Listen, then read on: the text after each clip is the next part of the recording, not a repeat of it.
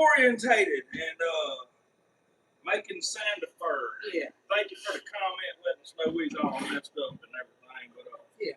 welcome to Deep Lithics. If you ain't ever been here before, this is our first live stream. We don't know what we're doing. We crazy. We're gonna work it out, y'all. Yeah. Everything you see in all of our videos, we daggone all the craziness is edited out. Ain't no telling what might happen here tonight. We're gonna make it happen right here, right now. But that's right. Right quick, give us a little audio thumbs up or thumbs down. Can y'all hear us okay right now? Yeah. Give us some thumbs up, some comments, something.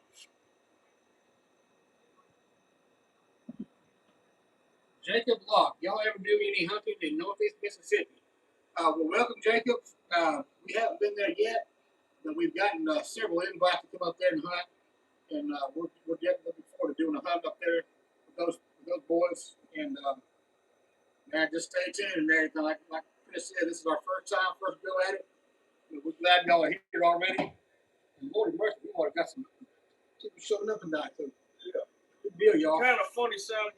I got an air conditioner running. I can't help that. If you hear that air conditioner, just ain't nothing we can do about that. Hopefully that's maybe what you're talking about. But yeah, we got some giveaways tonight. I got a couple of things up here on the front row there I'm gonna give away, and might even give away old Deep Lithics hat. But yeah, we figured we'd do have a little bit of talking and maybe a little on down the road, a little questions and answers. I know everybody's got questions and answers from Adawaddles to woodland and paleo and archaic and banner stones and how to use a cow topo app and tools we use and yada yada yada. So if you got any questions like that, I'll maybe tell you to go ahead and leave a comment there and maybe like put a bunch of emojis behind it, so maybe it'll catch our eye to where we could answer any of your questions that you got.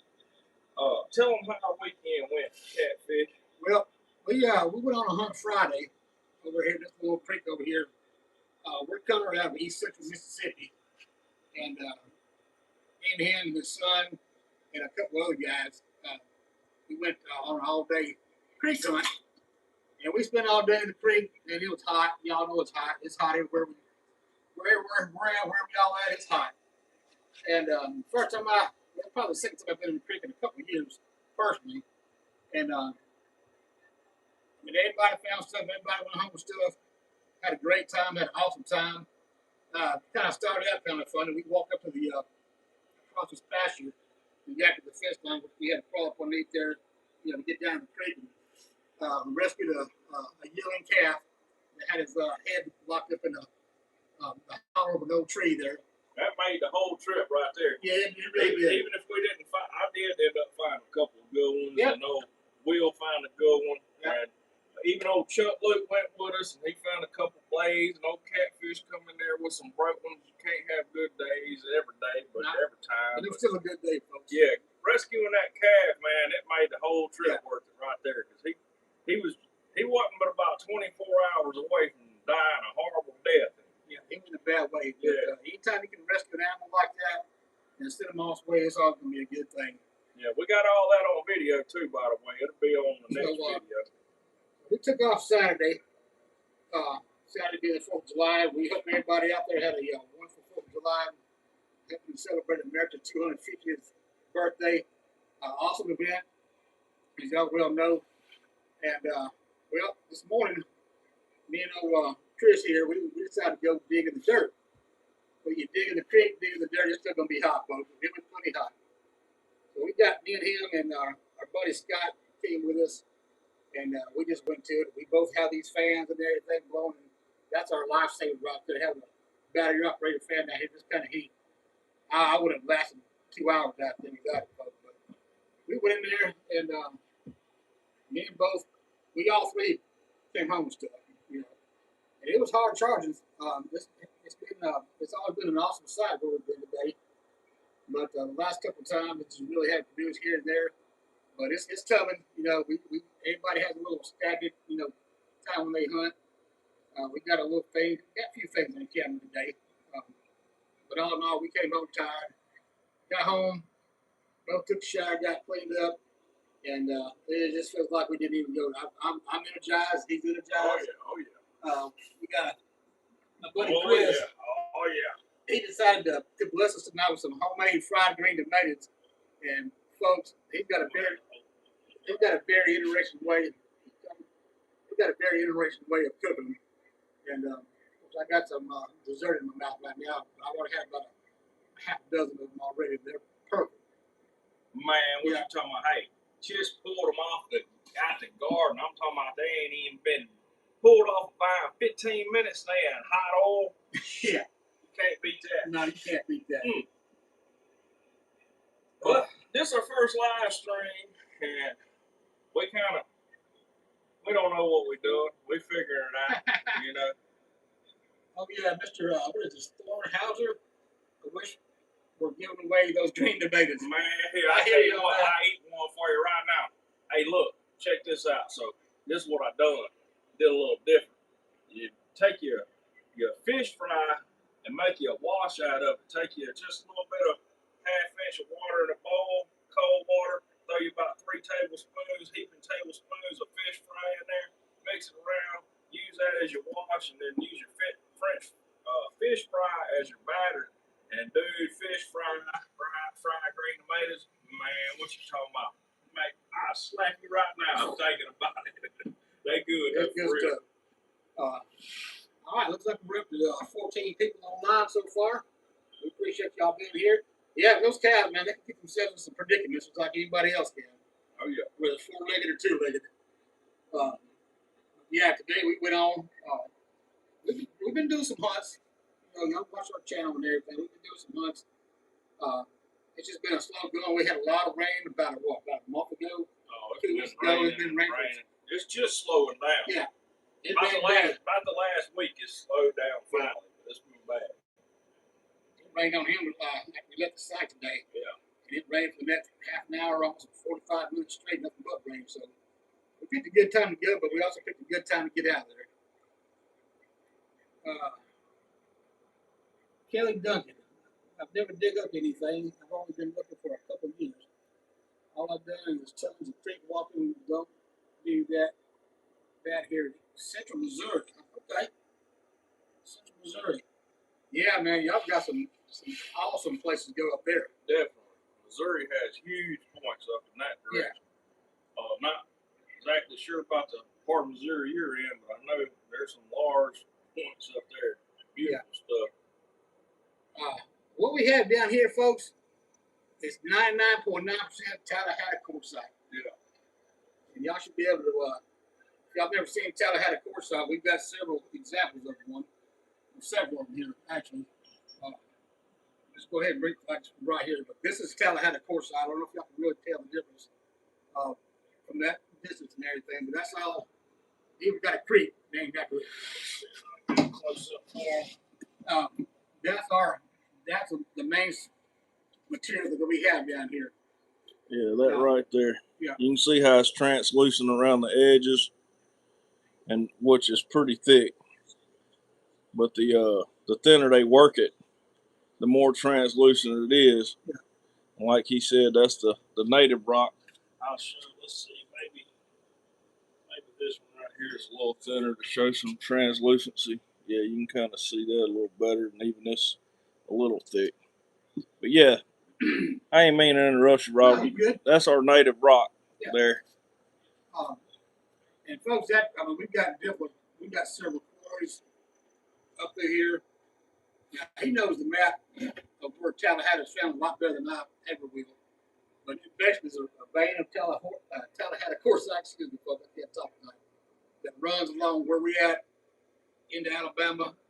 I think it sometimes goes underground. Yeah. After it goes into Alabama, I did not realize this until we started a YouTube channel and we got some invites from different people.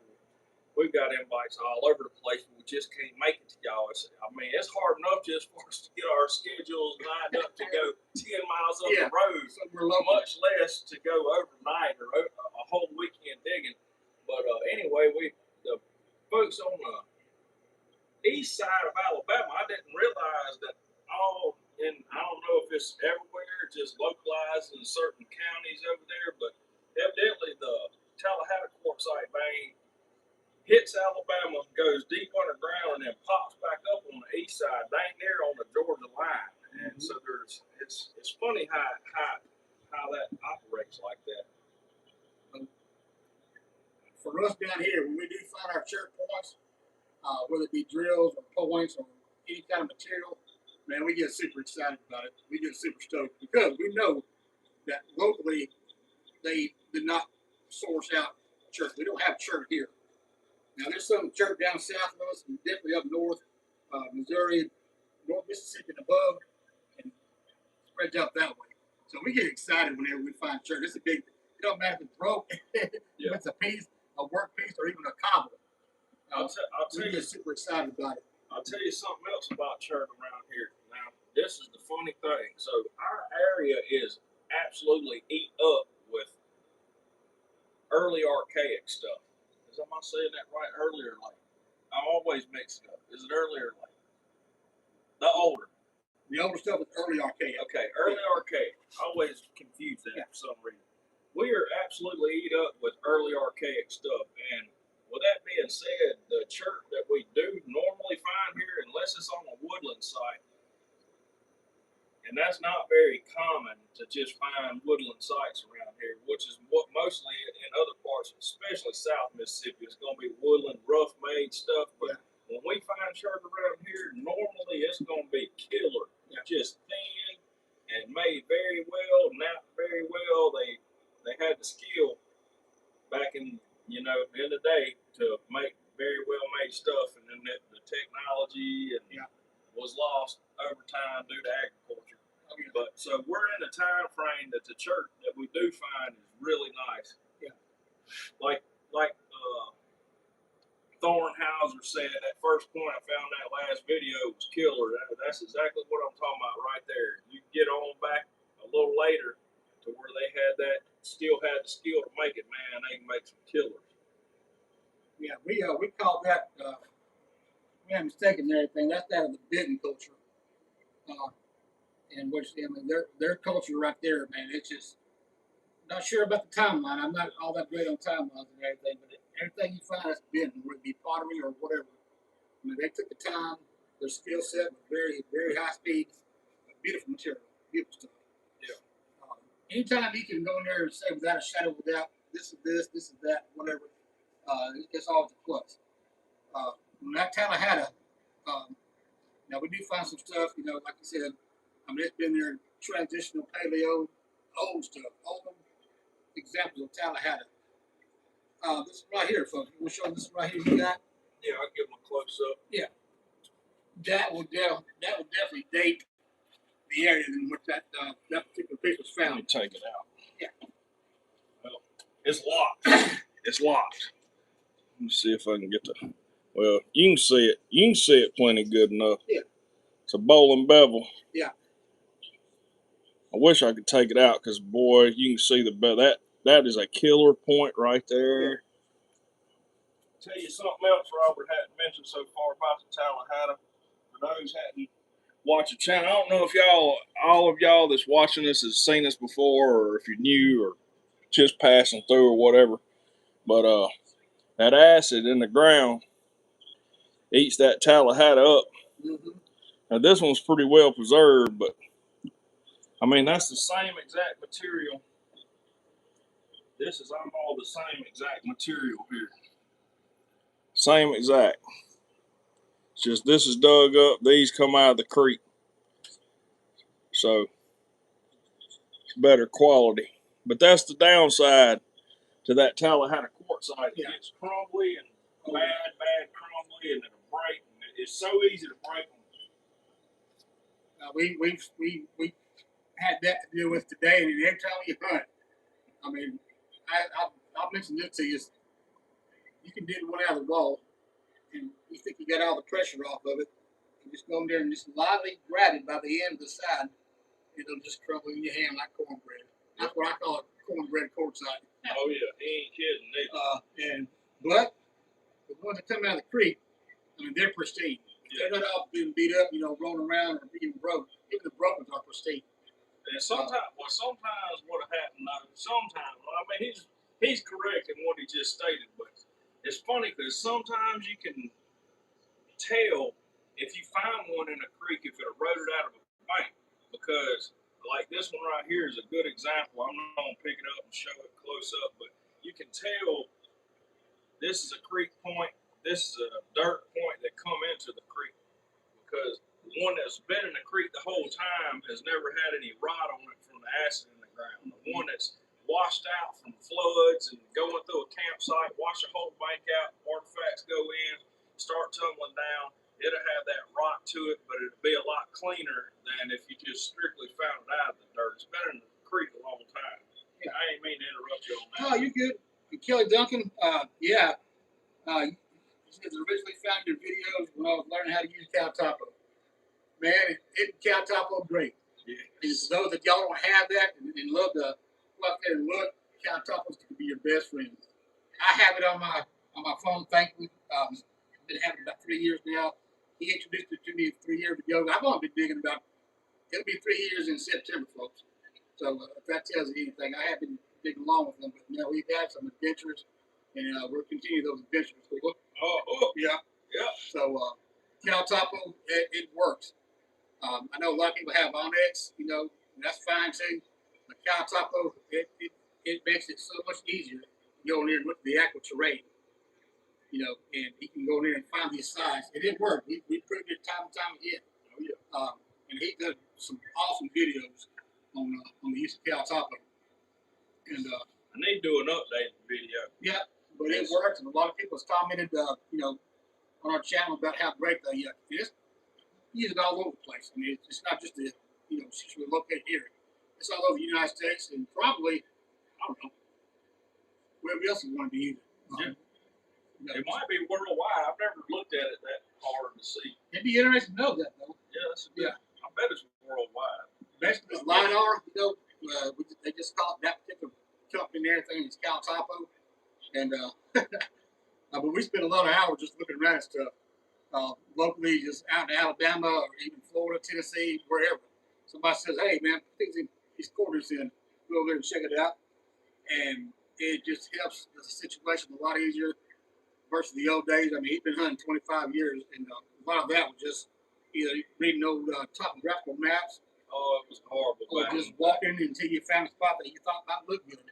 So, yeah, back in the day sucked compared to Cal Topo because all you had was Onyx, and even before Onyx, oh man, it was horrible because you could have a ley line that's showing, and it would have to be like 10 foot to show that elevation change line.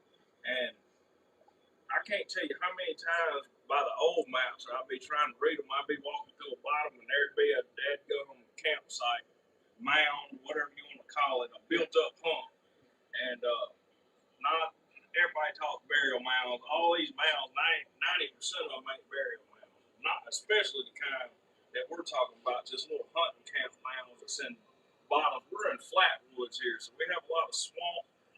We don't have a whole lot of elevation. We do have some elevation changes and stuff, but most of our stuff is just flat lands. And I can't tell you how many times we'd come across a place that would not be on the map because but with this Cal Topo, shoot, it took all that away. I mean, it's gonna show something. There was a place a couple of years ago. I told Robert we had permission on this spot. I said, back there at the back of that pasture looks like a little mound or something. We need to go check it out. I couldn't tell exactly how big it was. I knew it was small. I got back there, there's a daggone old rotten bale of hay. So if you can see an old bale of hay on that map, then you know it shows everything. Yeah. It does. And, you know, back in the day, I mean, people did a lot of terrace farming. You can see the terrace rooms. Yeah. You know, and it's a wonderful, you know, little tool to have in your toolbox. So, yeah, I love it.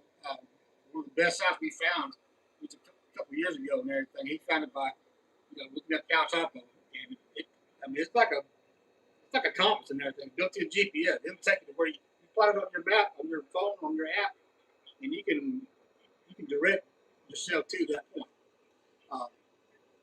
We'll talk about some of the things we look for on Cal Topo. So what are the three things, Chris, that catches your eye when you're looking at a site? Well, you got to have water, elevation, and water. Yeah. Water and elevation. I mean, get out of the Water and elevation is the first two things, right off the bat. Yeah. That's the main two things. I'll tell you another thing. Elevation. You can go on ahead and take water off the equation too, because a lot of people they think, they don't realize that just because there's not a waterway right over here is a quarter mile away, there might not be a waterway for 2 miles over there. And you're thinking, well, nobody, they didn't live here. No, that's a bunch of bull, because you got spring heads and you got waterways changing course. And if you look on that Caltapo, and if you know what you're looking for, you can see where them creeks go for a mile this way and a mile back. And I'll tell you another thing, get on Caltapo and look at the Mississippi River if you really want to see something crazy. Because that Mississippi River has changed course and went back and forth. And it'll be 20 miles over there and then changed back and went 20 miles over here. It's just done changed course. There's no telling how many campsites has washed in these rivers and creeks and stuff. It's just been in after one washes away. 1,000 years later, there's another one that ends up there. You know, it's crazy that the power water has and what it can do. So just even when you're looking at Caltapo, if you don't see water immediately near an elevated spot, does not mean a campsite was not there at one time. One time, that's for sure. Making a Senator, what setting do y'all use on Caltapo? Well, they've updated that Caltapo app just in the last year or so. It wasn't even like, I mean, we got used to it, and I think it just kind of forces you to get used to it. Off the top of my head and everything, once you get into that Caltapo settings, what is it? Is it topography, Chris? You got to go to map layers. Map layers, yeah. And when you go to map layers, you got to go to shaded relief. Shaded relief. And then it'll be a bar on there that says 0 to 100, and you move the shaded relief bar all the way over to 100. That's the way you see that. You might have to go to terrain, and there might be another little bar you got to move back and forth. But the main thing to see is that shaded relief. Yeah, you got to slide that bar all the way over to the right and everything, get that shaded relief. Yeah. But the good thing about it, I mean, you can toggle just by one bar, from a regular, Google Map looking scenario to that shaded relief. Yeah, Kelly, you're right. I've also used the historical maps to find old dumps digging up bottles. You're right about that. We're not real big bottle hunters or big metal detectors. I like metal detecting now, don't get me wrong, but around here, we did have Civil War routes through here, and there is Civil War artifacts that's found within 20, 30 miles of us here, but everybody's so dang stingy about letting you in on them places. You think airhead hunting permissions is hard. You ain't touching those Civil War camps, so we don't even try to fool with none of that. But you're right about that historical maps about showing that kind of stuff. It surely will show that kind of stuff. Yeah, around here, to me, this is just my opinion and everything, but a lot of the older folks that are old now that Chris did back, 20 years ago, they, I guess, just through age progression. At one time, they were artifact hunters, and a bunch of them, there's a bunch of them around here, folks, but they would transition over into, bottle hunting. Something a little bit more easier, just the way it goes and everything. Now, there's some, I love finding old bottles too, but I usually find them just around the house or out in the woods, digging around, whatever, an old Mountain Dew bottle, whatever, or some from the 30s or 40s or 50s even. At some point in time, I'm sure we're going to transition over into that. But for right now, when we still have our general health, man, we love digging into the dirt and digging in the creek, just rescuing one artifact at a time. That's right. But yeah. Why don't we just go ahead and do a giveaway right now? Boom. Go ahead and knock it on out. Go ahead and knock it on out. What I was going to do, I don't really want to give my email away, and I was gonna make another email that I could use on here, but I can come back in the comments and I can find you and message you or whatever. We can figure this out. It ain't no big deal. Yeah. But so let me talk to him a second. I'm gonna grab a piece of paper. Well, for the ones that are out there that are tuned in and everything, tell us where you're from. I know we got some folks from North Carolina, Missouri. You okay? You just gotta be general about it. You know what state you can tell them what city you're living in or whatever. We live in East Central Mississippi, not too far from Meridian. For those that are familiar with us, like I said, I've been doing it for 3 years. Chris has been doing it for 25 years, and his collection is a lot bigger than mine.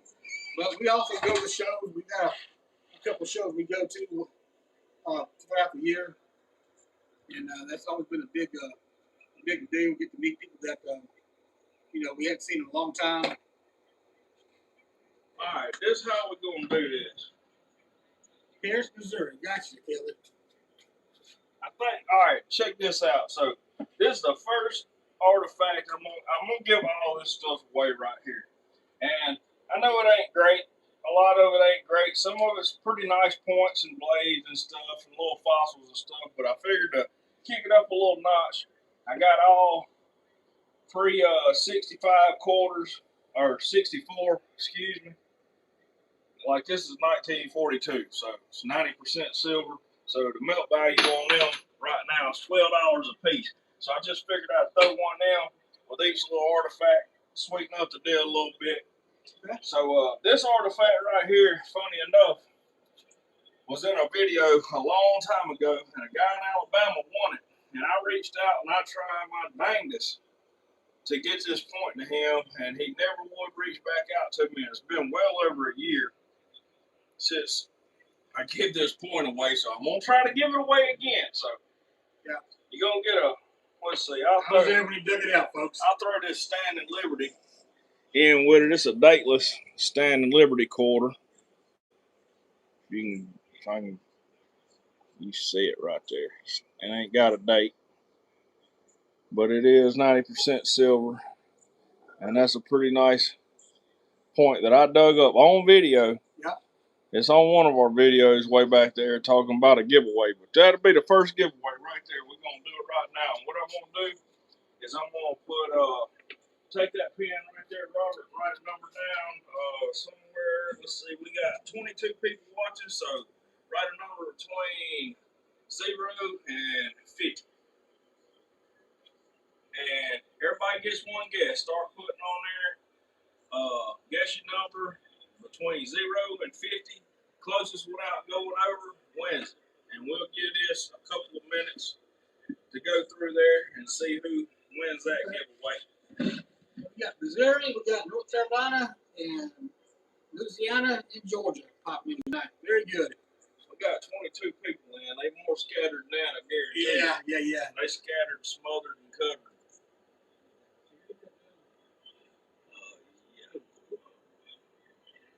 How about that? Is that better? Yeah. Is that better for you? That's better. Catfish approved. All right, good. Now we can see all the chats. We can see us talking to each other.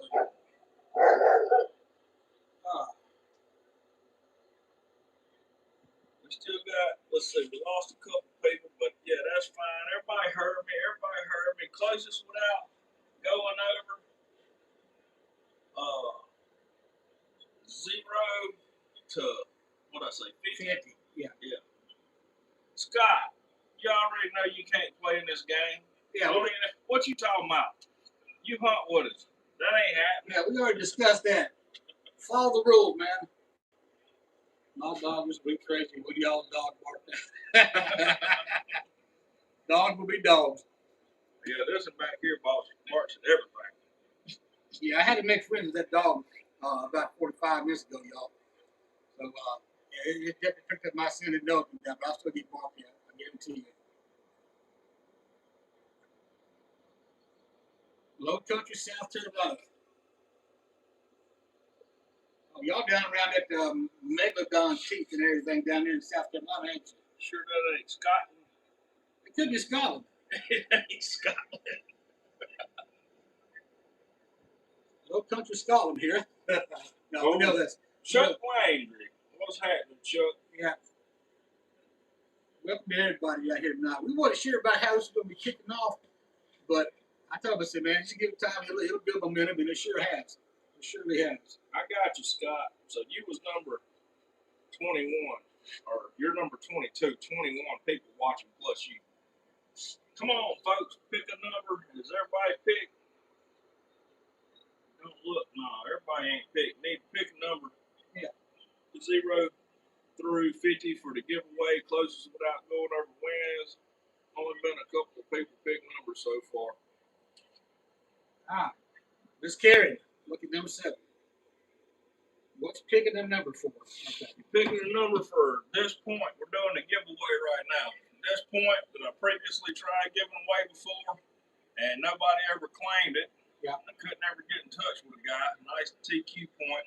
And then for all the giveaways, I'm throwing in pre-64 quarter. This one is a Standing Liberty, dateless Standing Liberty. So the melt value on each one of these is about $12 a piece right now. So that's just a little icing on the cake for the giveaway. Gabe says somebody picked 23. I'm assuming that's a question. No. No, they have not.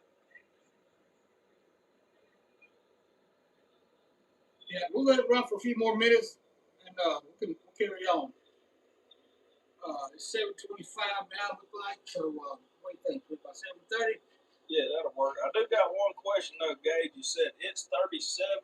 Somebody picked 23. I don't know if your number's 37 or 23. A little confused. Okay, you picked 37. Gotcha. We're tracking on that now. Well, say something smart. Here, tell them what this is. All right. Anybody gonna be saying, well, that's just a rock? Let me give them a close up of it. Yeah. I'll let you tell them something smart. Okay. I'll tell you all I know about it. How about that? All right. That's still considered an artifact amongst us. What that is what we call daub. All right. It's hardened clay that they used as chink to build their structures, of their living quarters, whatever they lived in back in the day. That was our Wattle and Daub. wattle and daub. Yep, that's the name of their structure. That's what they used to fill the gaps between the logs, to seal it up. We use a different version of that today, but it's still the same concept. So we found a bunch of that today, actually. Yeah, It's fire baked. My understanding that was fire baked, fire hardened. it seems fire baked the way it is. I don't know exactly. I'm not an expert in it either, but it's certainly unique. You know what's funny? We don't find it on a lot of campsites. Right. It's normally going to be a early archaic into like Benton culture type stuff. Yeah. Floating right around in that area, you find some of it. And if you do find it, it's usually going to be on a really good campsite too. Oh, that's proven. Yeah, we have definitely proven that over the course of years. And to be honest with y'all folks, when we go out there and we get digging and everybody's doing their own thing, it's still hard to not think about how life was for them after digging up the artifacts they left behind, whether it be in the creek or in the dirt. I'm still amazed every time we go out there. We get amazed, and we talk about it. Me and him talk all the time about it, on camera, off camera, telephone calls, text messages. Just a lot of stuff he finds. That's transitional paleo or early arcade. I mean, our last ice age was 10,000 years ago. Just say 10,000 years ago. And although that glacial movement didn't come down to Mississippi, but there was in front of that stuff. You think about what was around here. We find petrified wood all the time. Most of the time we found little small shards or whatever. But we talk about it, and I don't ever get tired of talking about it. What they hunted back then, what they fished for, even the trees, that they used, it was so completely different from what it is now. Yeah. My gosh. To us, finding a piece of petrified wood is just as exciting as finding artifacts. And he's actually found artifacts made out of petrified wood. And that takes a whole entire different step up on your level of expertise when you're napping petrified wood and hard stone, or you need that harder stuff. And what TQ and church is hard enough. But yeah, the mega flood that was here during that last ice age, we still find evidence, in creeks and everything. Shark teeth, even up here, shark teeth, vertebra. Well, I mean, look at these old snail shells. Mm-hmm. I mean, those things are millions of years old. Matter of fact, these are so daggone old that where we find these, you find these with no shark teeth because these are older than sharks. So if that tells you anything, I mean, we found one shark tooth in this creek, but find tons of these things. Yeah. Hornhausen wants to know catfish. Is that a batata in front of you? I'm assuming you're talking about this. Did that come out of the creek? It did. Yeah, it came out of yeah. I would say yeah. Was it considered a matata or Man, it's so well, it's at this whole thing is a slab of Tallahassee quartzite, and it's even got fossil bands in it. Yeah. Here, but it's so hard to say, but it's. I would say it is. I would say it's an artifact because I mean we dig in creeks all the time. We know what we find. We know what's natural. What I mean, and this just does not look natural to me. And it's very odd that the whole center of it's a whole different color. You know,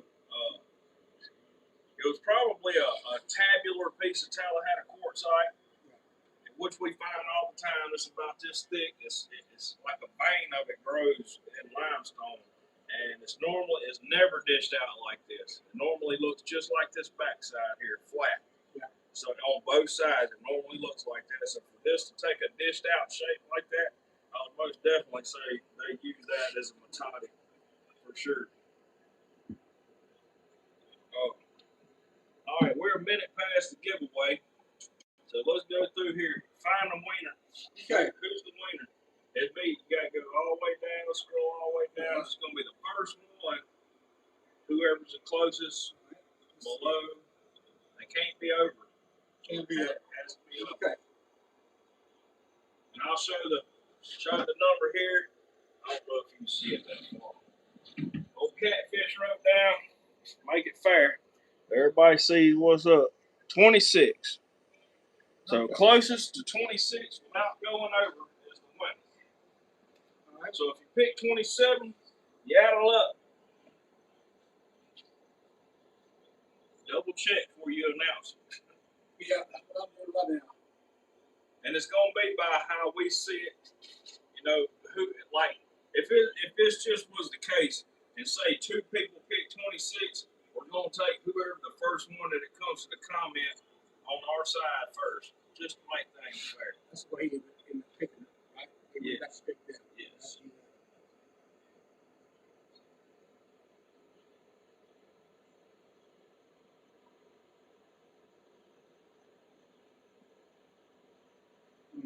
You got somebody.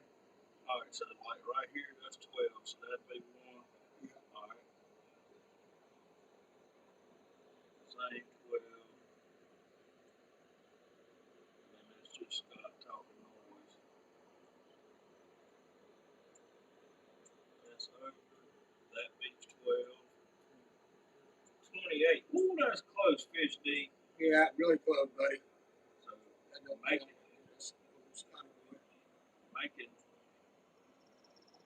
got it. Macon's got 15. That's what I see. 15.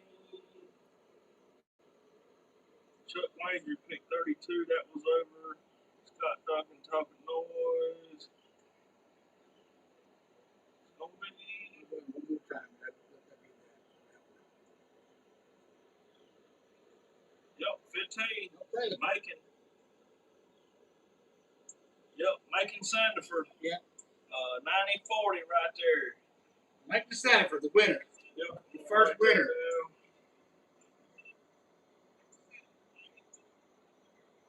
Use all my ink up, man. There wasn't a whole lot in there to begin with.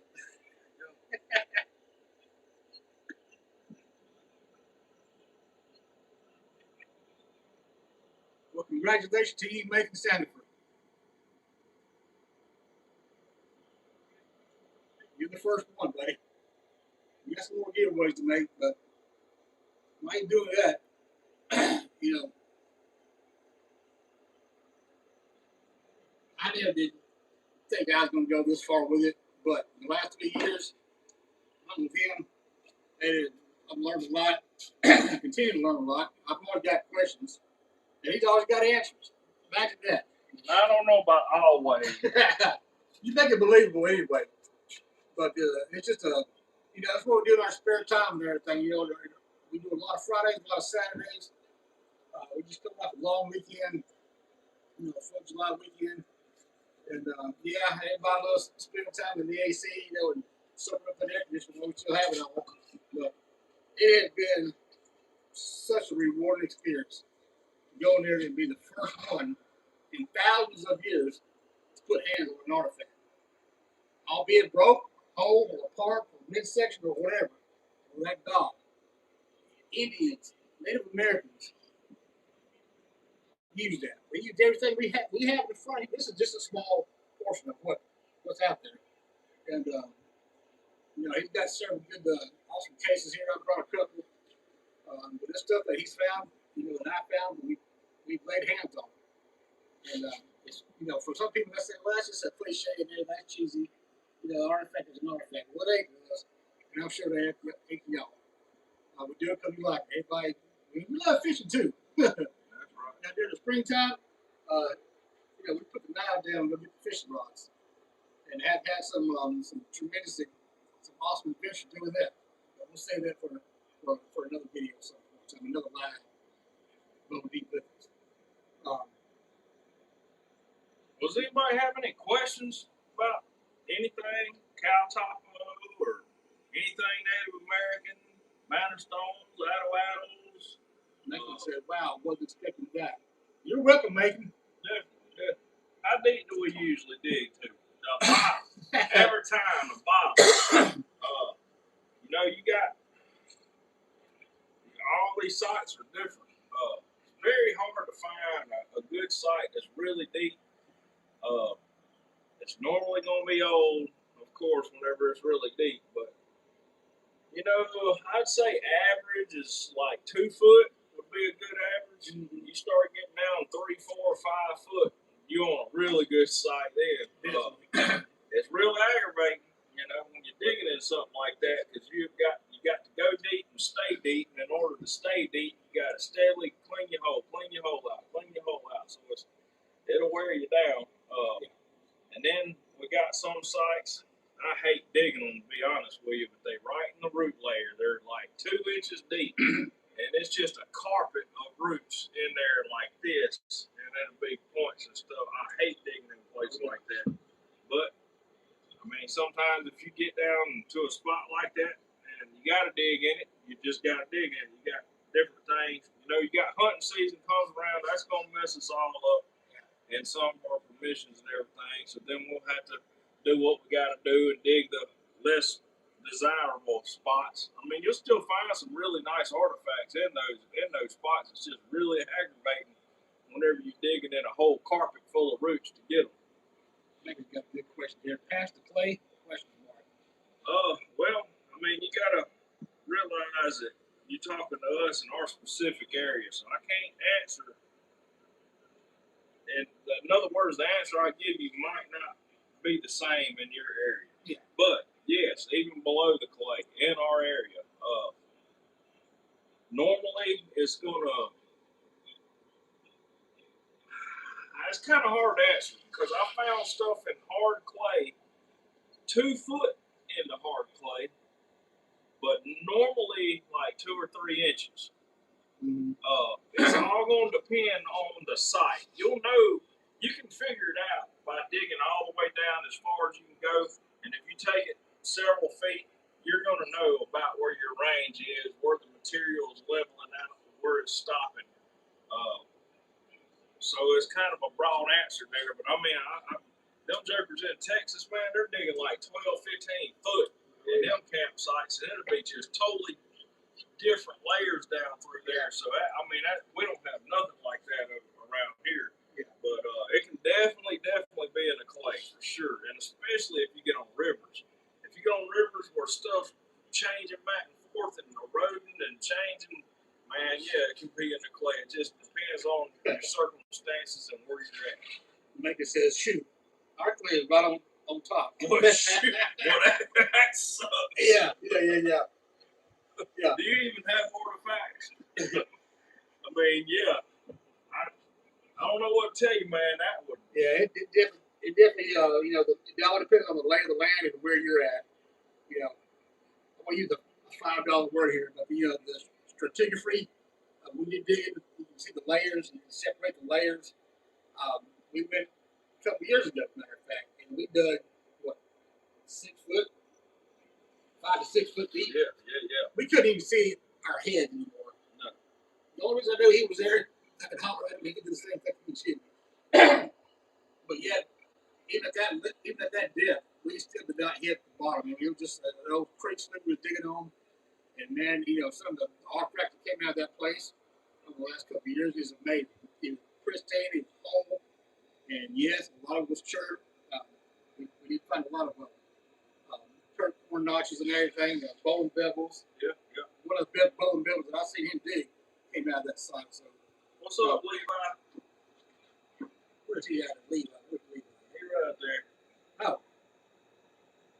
What's up, Levi? Welcome, buddy. But, yeah, folks. So in North Carolina, y'all find lots of stuff in the clay. Well, that makes sense. I mean, is y'all's clay hard?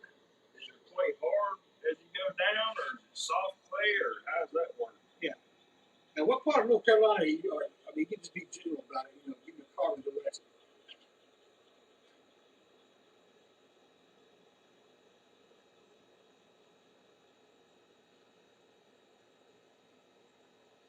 Clay is right on top. Yeah. That would suck. Well, yeah. That would be disappointing. Well, just like today and everything, you know, we both dug in different layers. You know, it run deep for a while, and then it would transition back up and get shallow and shallower. And at the end of the day, heck, I was just what they call cherry picking. I'm going down about 5 or 6 inches, you know, until pulling out, you know, TQ flakes, which is just all over the place. Unless you go to a different spot and everything, so, you know, a lot of times you're going to run into that. You can't control, you know, what's under the ground. You really can't. You just dig until you're like, okay, well, this ain't working out for me. I'm going somewhere else. You go 5 foot in either direction, it may drop back down into that deeper level again. You know, it's just the way it goes. Red clay. Eastern I got you. See now that's a little different. Now, we got a couple of sites that has red clay on it, and we have found stuff down in the red clay. See, we got white clay and red clay. Or on some of these sites, it just goes down to white sand. And I'm sure if you just keep digging down through that white sand, you'll eventually get to a clay layer, also kind of a whitish clay layer. But as far as like red clay, most certainly I've seen it. Like you might have a top layer, a topsoil that's maybe 6-8 inches thick, and then it might transition just a little bit lighter brown, and then it might go into red dirt, what we call around here red dirt, red clay. And shoot, I've seen them 2 foot into that red clay. I hate digging in it; it's aggravating for us around here. But I mean, if that's, you know, you do what you got to do to find what you got to find. That's all it is to it. So as far as depth goes, that's the very first thing I'm doing when I get to a campsite. I'm seeing how deep it goes. First thing I'm doing is popping a plug. If I see flint, I'm going to the bottom. I'm going to color change. Normally it's going to be topsoil, lighter color, really light color. So you're going to have 3 different layers of color, and I'm going to the bottom of it. And then I start working from the bottom, working my way up, seeing if I'm finding flakes on the bottom color, or if it's just in the second color, or if it's just in the top layer. And normally if you go all the way to the bottom and you're hitting material that low, it's normal, and especially if you're 2 foot or better, it's going to be a good site or an older site or both.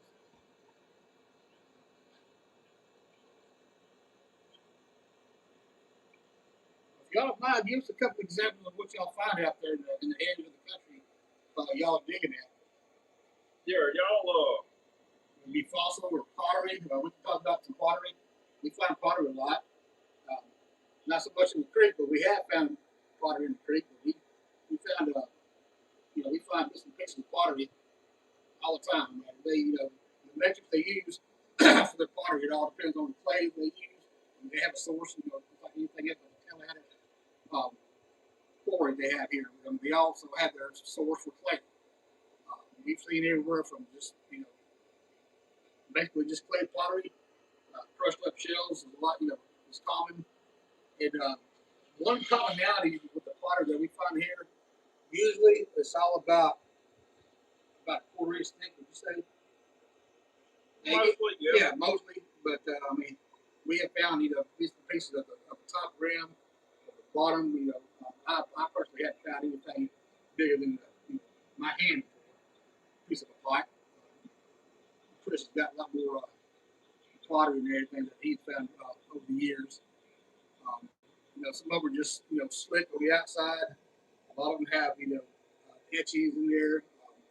Cord wrap, pottery is always pretty cool to find. Or where they've taken their thumbnail, just making little indentions, all the way around it. It's still neat. Somebody fed their family out of that pot, or gathered water or transported embers, in their pot, they're going from camp to camp or whatever. So that just goes along with what we were saying earlier about, the excitement still there. Trying to stop and think about, well, what was this used for? This is definitely, this is an axe. This is an axe, folks, that I found in the creek. But, it was, which had a better example and everything. You got the example of, you still have that tool you made, that small axe you had tapped. I do, but I don't think it's get to it. Gotcha. We'll get to it at some point in time. But he has made some tools, using actual material and everything, which is really cool. He's got some examples of an atlatl here. Atlatl predates bow and arrow. I was fixing to make my next giveaway. Really? But she messed it up. No, I wasn't going to give it away. Oh. That was going to be the answer. But now I can't use that anymore. My bad. Catfish, my bad. Damn, here we go. I bet we can get some views if we started fighting right now. Well, let's go ahead and give them what we normally do. This is the cleaned up version, folks. Oh, yeah, yeah. Yeah. Hey, I did put not for kids before we started the live, so it might be good. Yeah. Yeah, you would think that we hate each other sometimes. We're like a couple of old widow women out there. But, man, we enjoy being around each other. That's key right there. Until we don't. And then we still do. Yeah, and then we still do. We laugh, we cut up, we rag, we fight, we fuss, but it's all worth it. It's all part of it. Half of that going fun of the hunt is just about the bull crap. Yeah. As Crenshaw says, it ain't about the fines, it's about the fellowship. About the fellowship. Let's see here. Thornhauser. Yeah. Ain't one of these days. Okay, well, you know what? I got. Oh, shoot. Heck, I don't want to mess that up. I've only got about $17 worth in your mouth. Yeah. Well, if y'all know us and everything, has ever watched, followed our videos, we spit tobacco all the time. And we think it might help our situation when it comes to, the Native American spirits, letting go of some of the artifacts we find. So we try to compound that by definitely introducing tobacco into the waters and the woods around where we can, or where we dig at. Yep. Let's see, creek walking mid-Missouri. This is Kelly Duncan. No pottery anywhere, but out of the couple hundreds of artifacts I've found, all have been different except for 2 Etleys, if I'm saying that right. Yeah, there's a couple of hundreds that I watched of guy out of Missouri. I can't think of the name right now, but I keep up with them a lot. They always got some. I guess it's the Missouri River. Am I correct? I said that Missouri River is they find a lot of Bible skulls, pottery, but they find everything from the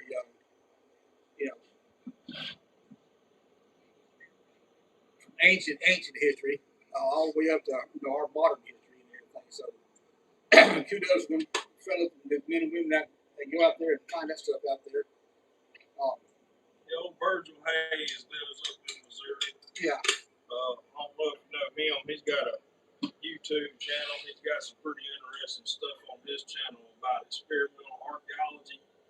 And I've seen a couple of huge etlies he's found creek walking up there. But he's got some real interesting theories around there as far as like have you seen? Yeah. Like he gets That's the older. he gets pretty daggone in depth. Well, I mean, I don't know if I call him old, but I mean he's older than me. What's another hate guy that we watch around there? He's like I don't know. This guy's the one that does Very experiments. hate.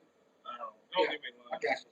The one that does he's done experiments where he'll take points and has them hafted, and he'll do a drop test with weights on top into a piece of bone and show what impact fractures look like, and just all kinds of cool experimental archaeology stuff that he does. But he's from Missouri, and he's got a pretty cool theory on like why like y'all don't have a lot of points with shoulders on them up there. It's a lot of like plain view type points, and it's all he puts it all into like with the grasslands and the bamboo that was around and javelins and all this kind of stuff. Real interesting. If you live in Missouri, I'd check out Virgil Hayes, Hayes on YouTube. Yeah. He's got some pretty interesting videos if you're from Missouri. Kevin Bill said hi. Hello, Kevin. Kevin's got a question. Y'all coming to the Amory show the 18th? We haven't planned on making that trip to Amory. It's for whatever. I mean, work conflicts, schedules and everything. My schedule is different from his schedule. I usually have to work every third weekend, and I have to talk somebody to take them out this weekend. So, more than likely, I'll probably not gonna make that trip. Pretty good. That's a pretty good stretch for us. Yeah. I mean, just if we went up there and turned around, right around, and come right back, that'd be good for 3 hours worth of digging. Shoot, it's hard digging up. It's hard to come out for whenever you could be digging. Yeah. And that's the thing, it's like coming off a show like on Saturday morning, whatever, and you're there all day, you're there 8 hours, at least 8 hours. Oh yeah. And you think, man, I want to go digging so bad, but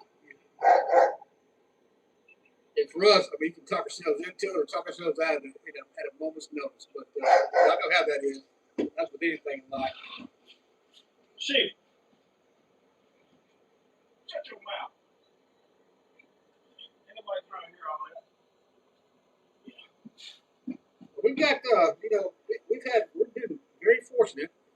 Both of us have. Like I said, he's been over 25 years, and I'm rolling for my third year.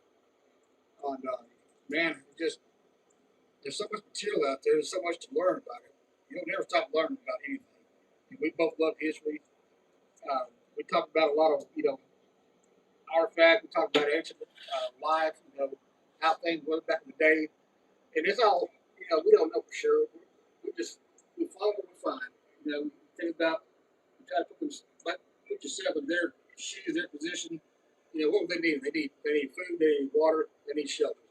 The 3 basic necessities that are still in existence today all over the world. I'll tell you something else. A lot of people think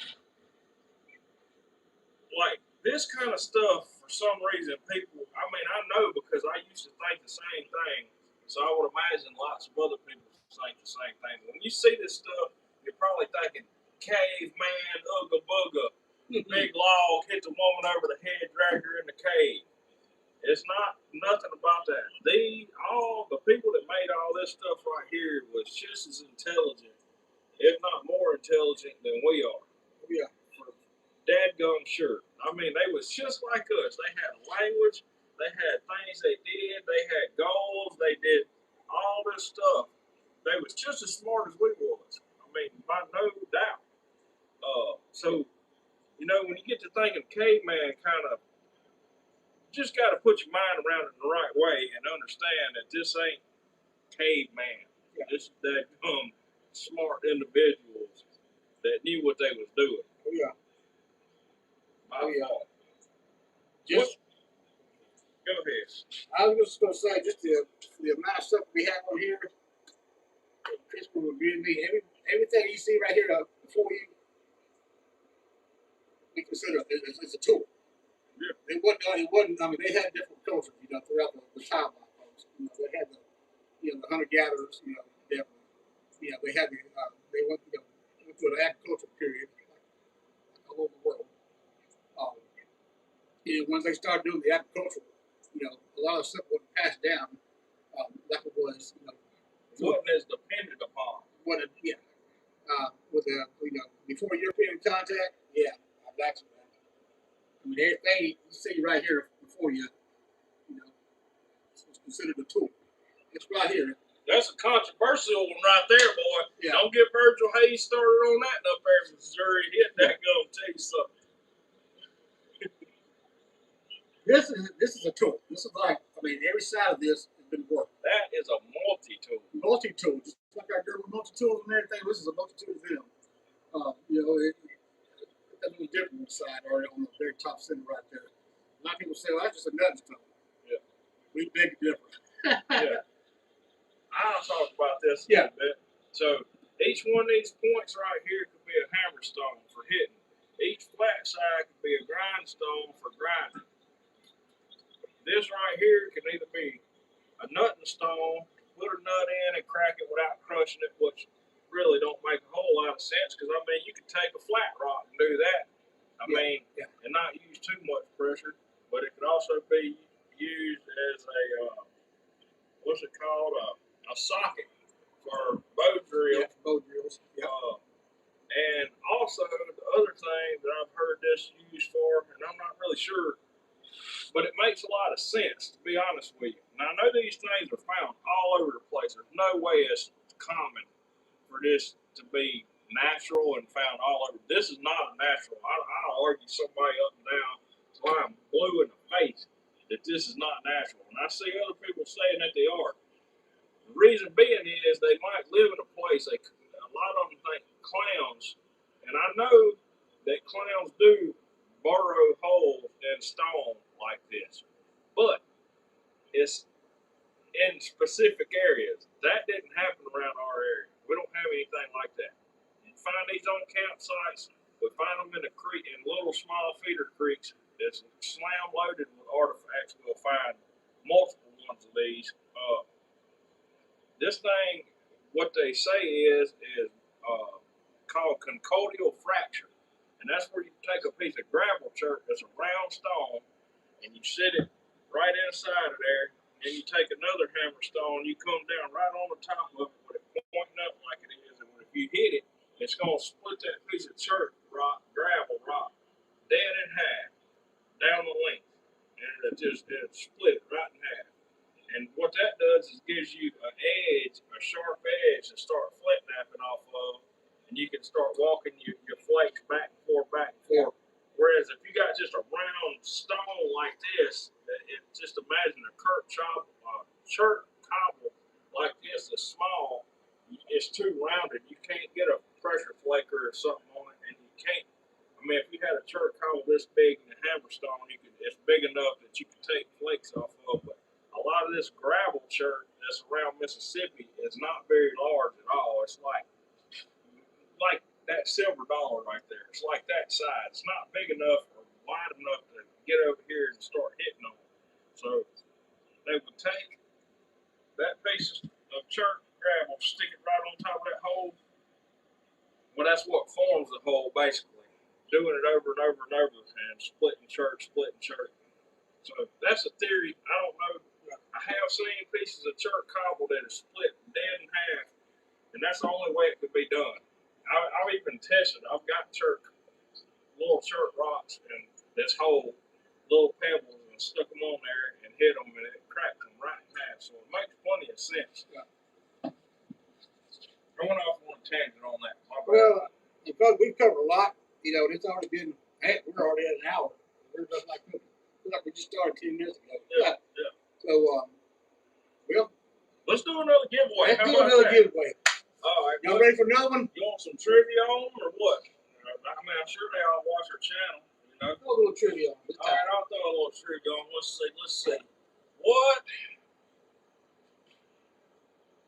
What is my son's name? Not his name, but his nickname. And you might think it's his name. But what is my son's name? And we're gonna give away this point right here and a quarter, a silver quarter. The first person to be able to tell me my son's name is getting that point and the silver quarter.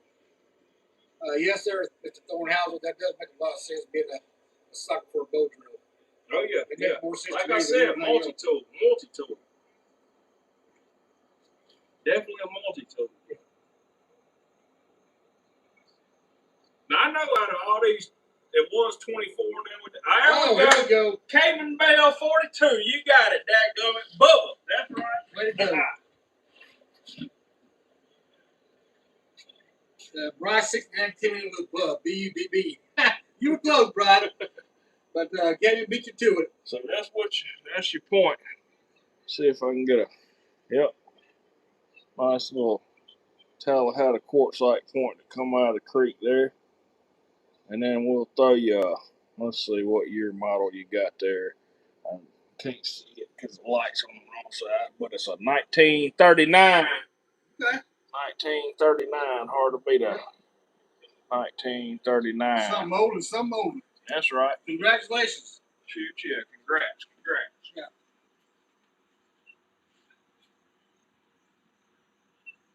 Making Senator. Yeah, he wrote Bub too. B-U-B-B. Let me write that down. Cayman Bell 42. Oh.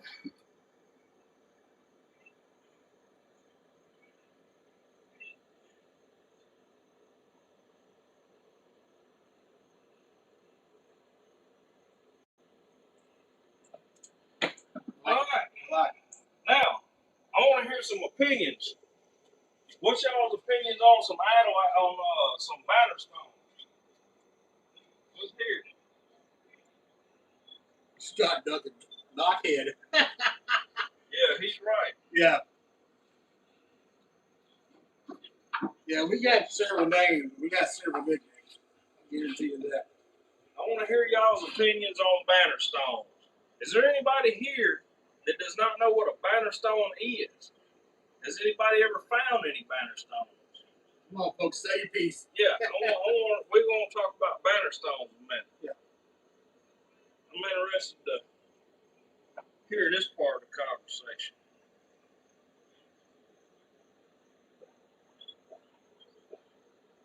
While we're waiting on some more folks and everything, one of the things that we do not find a lot of is just because our soil, he done touched on this earlier in the show, is the soil is so acidic.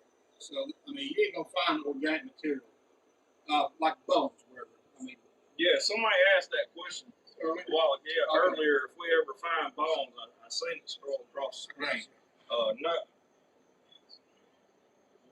Okay. Every once in a blue moon, you'll find a piece of bone, but it's like the only way you're gonna see it is if we try to stick a knife in the dirt and pop a plug out of dirt. That way, it's a lot better than cutting through there with a knife because this stuff's so brittle. If you come across it and you hit an ear or a tip, if it's wet, if the ground's wet, you will cut slam through a point with a knife. I'm talking about a dull knife. Cut slam through it. So we try to pop chunks out, and I don't forgot where I'm going. Yeah, it's so. We do find occasionally that we find bone material. Yeah. That's what I was going to say. So whenever you pop chunks out, sometimes you'll see a very little piece of white bone in there, but it'll be like the size of a grain of rice, or maybe 2 grains of rice. And you can pick that dirt clod up, and you can look at it, and you can see to this bone, you can see the structure to it, but there is no touching it, grabbing it, taking it out. It just goes to nothing. Yeah. To nothing. See, they just have that soil and everything hits that air, it just disintegrates. Timmy Jimmy, any Clovis points. Personally, I do not have no Clovis points. I've seen a couple that come from around here that they tried to say was Clovis, but I ain't convinced. This the oldest stuff I've seen is Daltons that come from around here. Let's see. Fort Houses says I've never found one, but I do know what they are. I personally don't have a clue what they were for. I don't think they were used on a outlet. I just don't see where they would go on. Okay, very Man, good. you're right in there on the agreement with me now. Very good. Very good question, by the way. I try to. I've had these conversations plenty of times, and people debate. I don't want to say argue, but debate back and forth about their use and everything. And I got one right here in the middle of this case. I'm gonna take it out and show it to the camera. The back side's blowed off a little bit.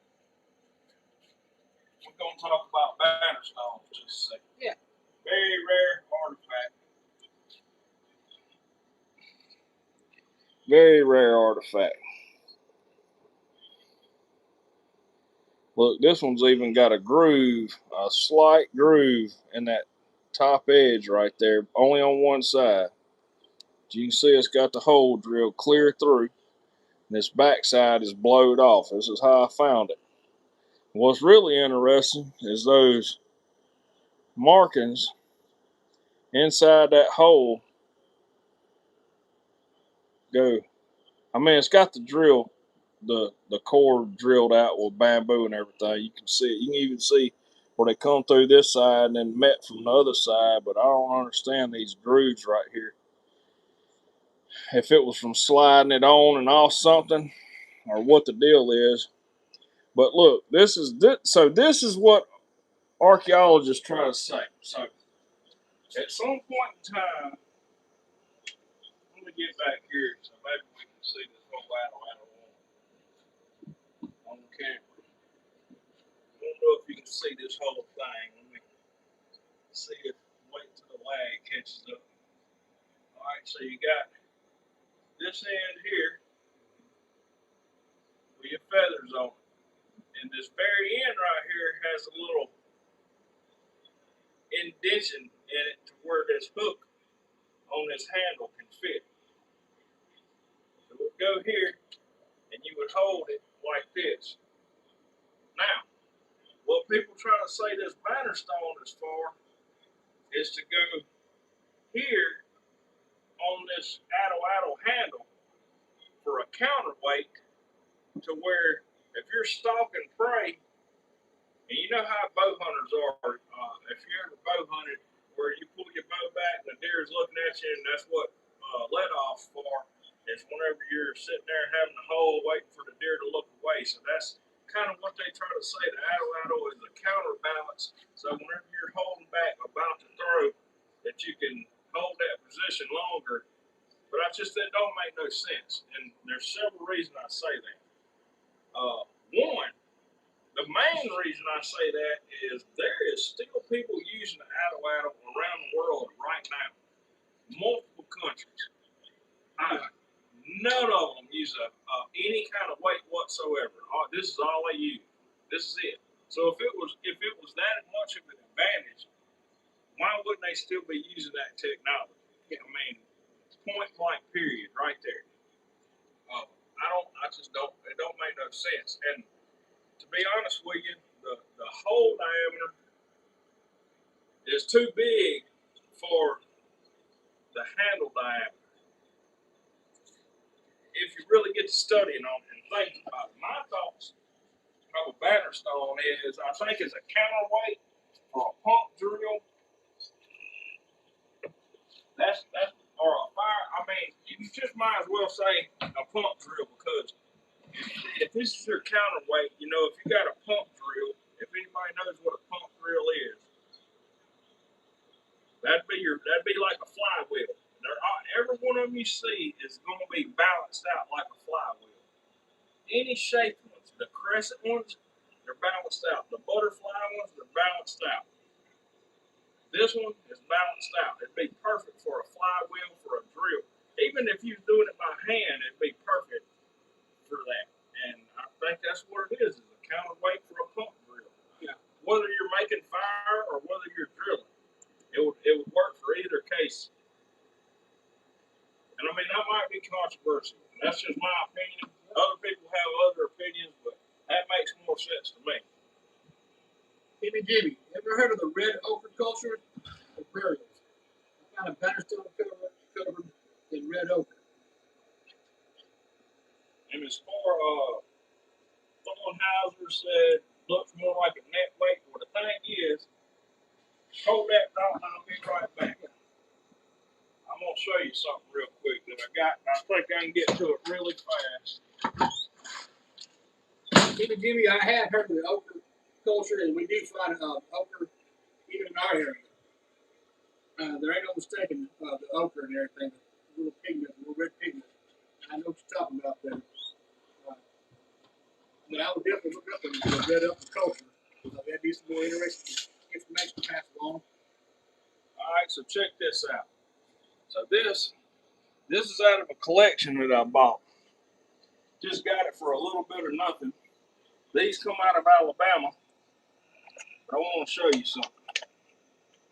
When you talk about net weights, and some of y'all might even find these in your area like this. I'm going to show you something. All right, this is a net weight. See how it's got the little notch?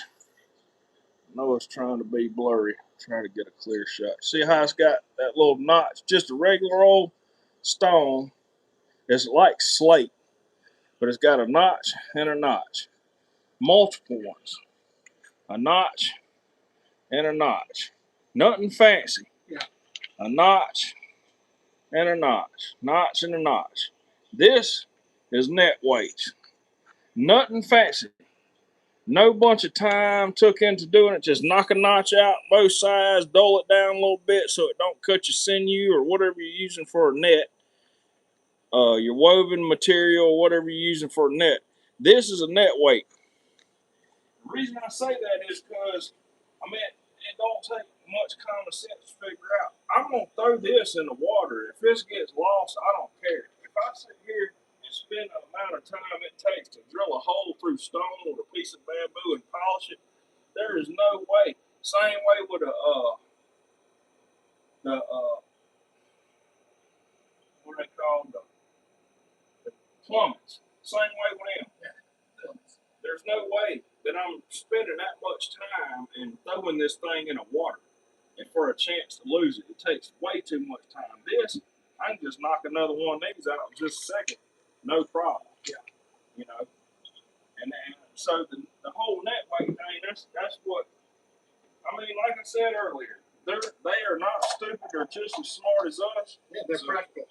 Yeah, they're practical. That being said, they have enough sense that they're not going to spend hours and hours and hours making something like this just to throw it in the water and a chance of losing. I just don't see it. Oh yeah. Jimmy, we have heard of the copper culture, son. Oh, let me tell you a cool story on the copper culture. Yeah, that'd be cool. Yeah, this is the coolest thing, man. I was watching a documentary, man, on Discovery Channel, I think, History Channel, one or the other, probably History. So these some guns went. The thing about obsidian and copper, either one, they can be traced. No matter where it's found, it can be traced back to its original source because the minerals that's in it. So if an obsidian arrowhead is found, it can be traced to the lava flow. You know, they can run it through mass spectrometers and all this. Copper's the same way. And now, I'm not saying you can take a copper penny out of your change and they can figure it out. It's all mixed together. But as far as like back then, it's coming from a source. And they dug this mound in Georgia. Some of y'all might have seen this or even lived near this place and heard this story. But they dug a mound in Georgia and they dug down as a burial, and there was a copper celt in there. And I mean, it looked just as pretty as the day they made it. It was a little oxidized, but it was beautiful, man. It was probably 3-4 inches long, and it was kind of spade shaped. on one end, and then it just come in and was straight cut on the back, probably 1/4 inch thick, sharp. It's just a copper bit for axe, pretty much, self. And they took and they traced this thing. The source of it was in Michigan. That thing had made it. The trade routes was crazy back then. It was insane. Let me touch on, since we talking about trade routes. Let's talk about Indian marketry. This whole Indian marketry stuff, you can throw that out the window because we go fishing all the time. I know this is kind of sounds like it's straying, but it's not.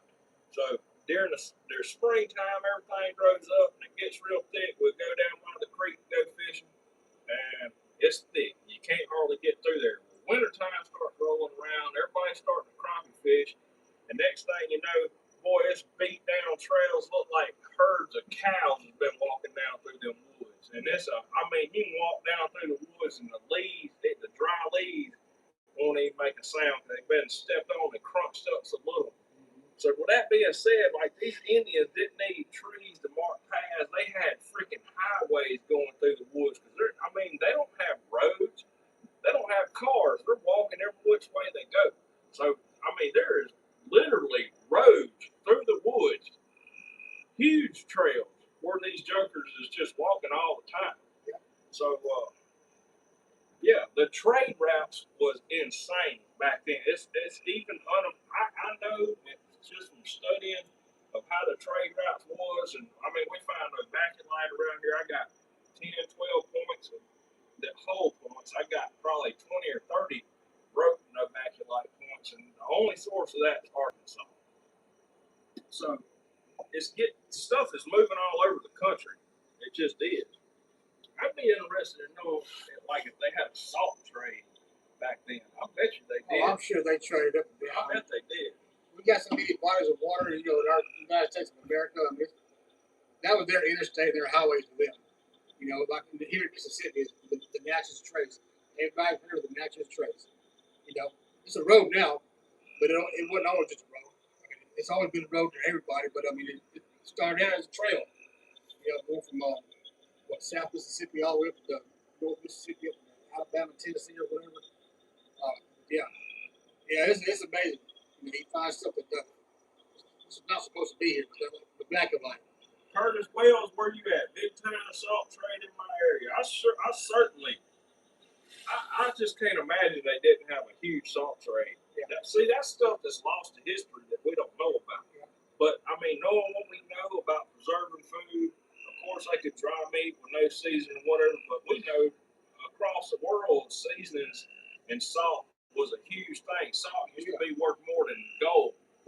So I'm sure that it had to be a vast that kind of stuff. That's what's real interesting when you get to thinking about things like there's stuff that we don't know that there's no way for us to know.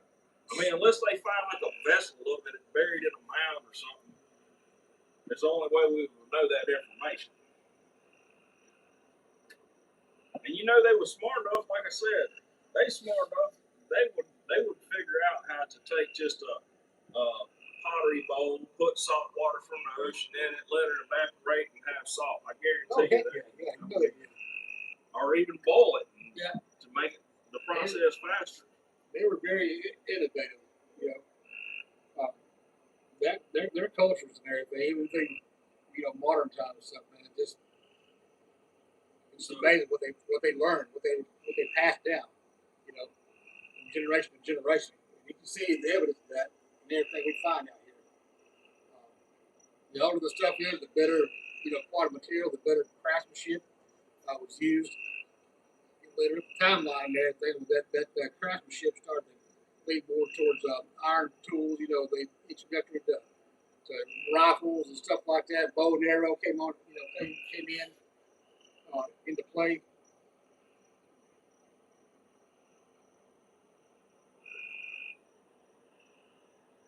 Y'all ever buy artifacts? Curtis asked. Yeah, I've got a couple of cases of artifacts I bought. Mainly the stuff that I buy. I've got some stuff from South America. Aztec stuff, and I've got some stuff from out Colorado way, obsidian stuff.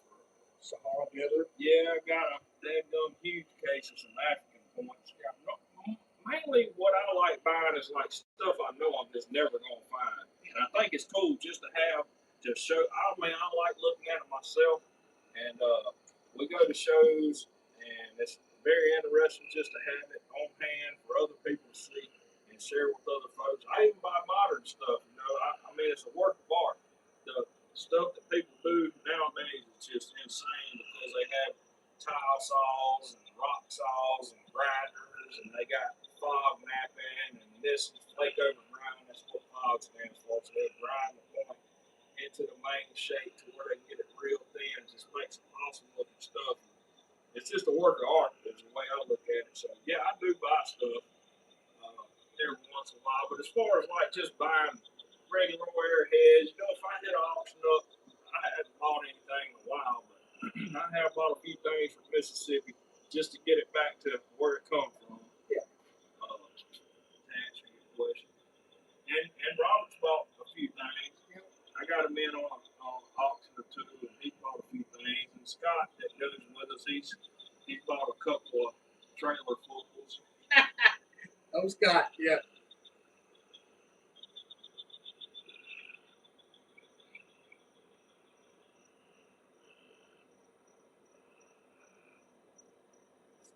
Clark County, Arkansas. I'm gonna have to check into that salt trade and that Hardman site in Clark County, Arkansas. I've never heard that. I've never really even studied on it. I mean, it's crossed my mind about the salt trade and everything, but I wonder if I can find any articles on that talking about it. That'd be real interesting. And the megalodon too. Found her Native American site hundreds of miles from what the coast used to be. Yeah, I don't doubt that one bit. Speaking of that, even here recently, as of just a few months ago, and it's a rare thing indeed, but they're still out there. One of our buddies and everything, he found them too, but they find these crinoid fossils, embedded into, made into an artifact, connected with the crinoid fossils. They sit into. It's always neat to find an artifact, a whole artifact with fossils, in it already. Yeah. So that just, we talked about this before. That just goes to show you. I mean, they had an eye for, for artistry too. I mean, they love seeing things. It doesn't just happen all the time. So I've actually seen the same point that he saw before that had crinoid fossils in it. Yeah. Which is an old plant, from the Cretaceous period, Jurassic period, or whatever. They used to be on the seafloor. Well, the Indians, they crossed it, they found it. No, I could work this Tallahassee quartzite or agate or whatever it is into a point and everything, and you still have that crinoid in there. And that's just neat stuff. And they're so good at it that a lot of times, like either fossils or inclusions of like a pocket of what is it called? This like the little gemstone crystal looking like stuff like agate or I don't know what quartz crystals. It's inclusions is sometimes inside a church, and I had a couple of points that broke, but they would take and bullseye and like bullseye hornstone stuff like that, or even the crinoid fossils was so crazy about it. They'll take that inclusion in that rock and they'll nap that rock and put that dead center in the center of that point. And that's just crazy. Them horns, like hornstone church, I see them do it all the time. It's got the bullseye in it. They'll put that bullseye dead center in that point. Yeah. And to be able to work that rock, and they're working that rock and probably doing some extra stuff to be able to include that dead center of that point like that. And yeah, they definitely had some artistic stuff going on with them. Kemper Hill, what's up, Kemper Hill? Yeah. What am I drinking? I'm drinking that I'm drinking unleaded.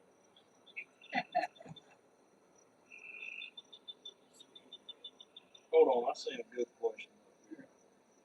What do y'all think bird points were actually used for? Great. Well, killing birds, of course.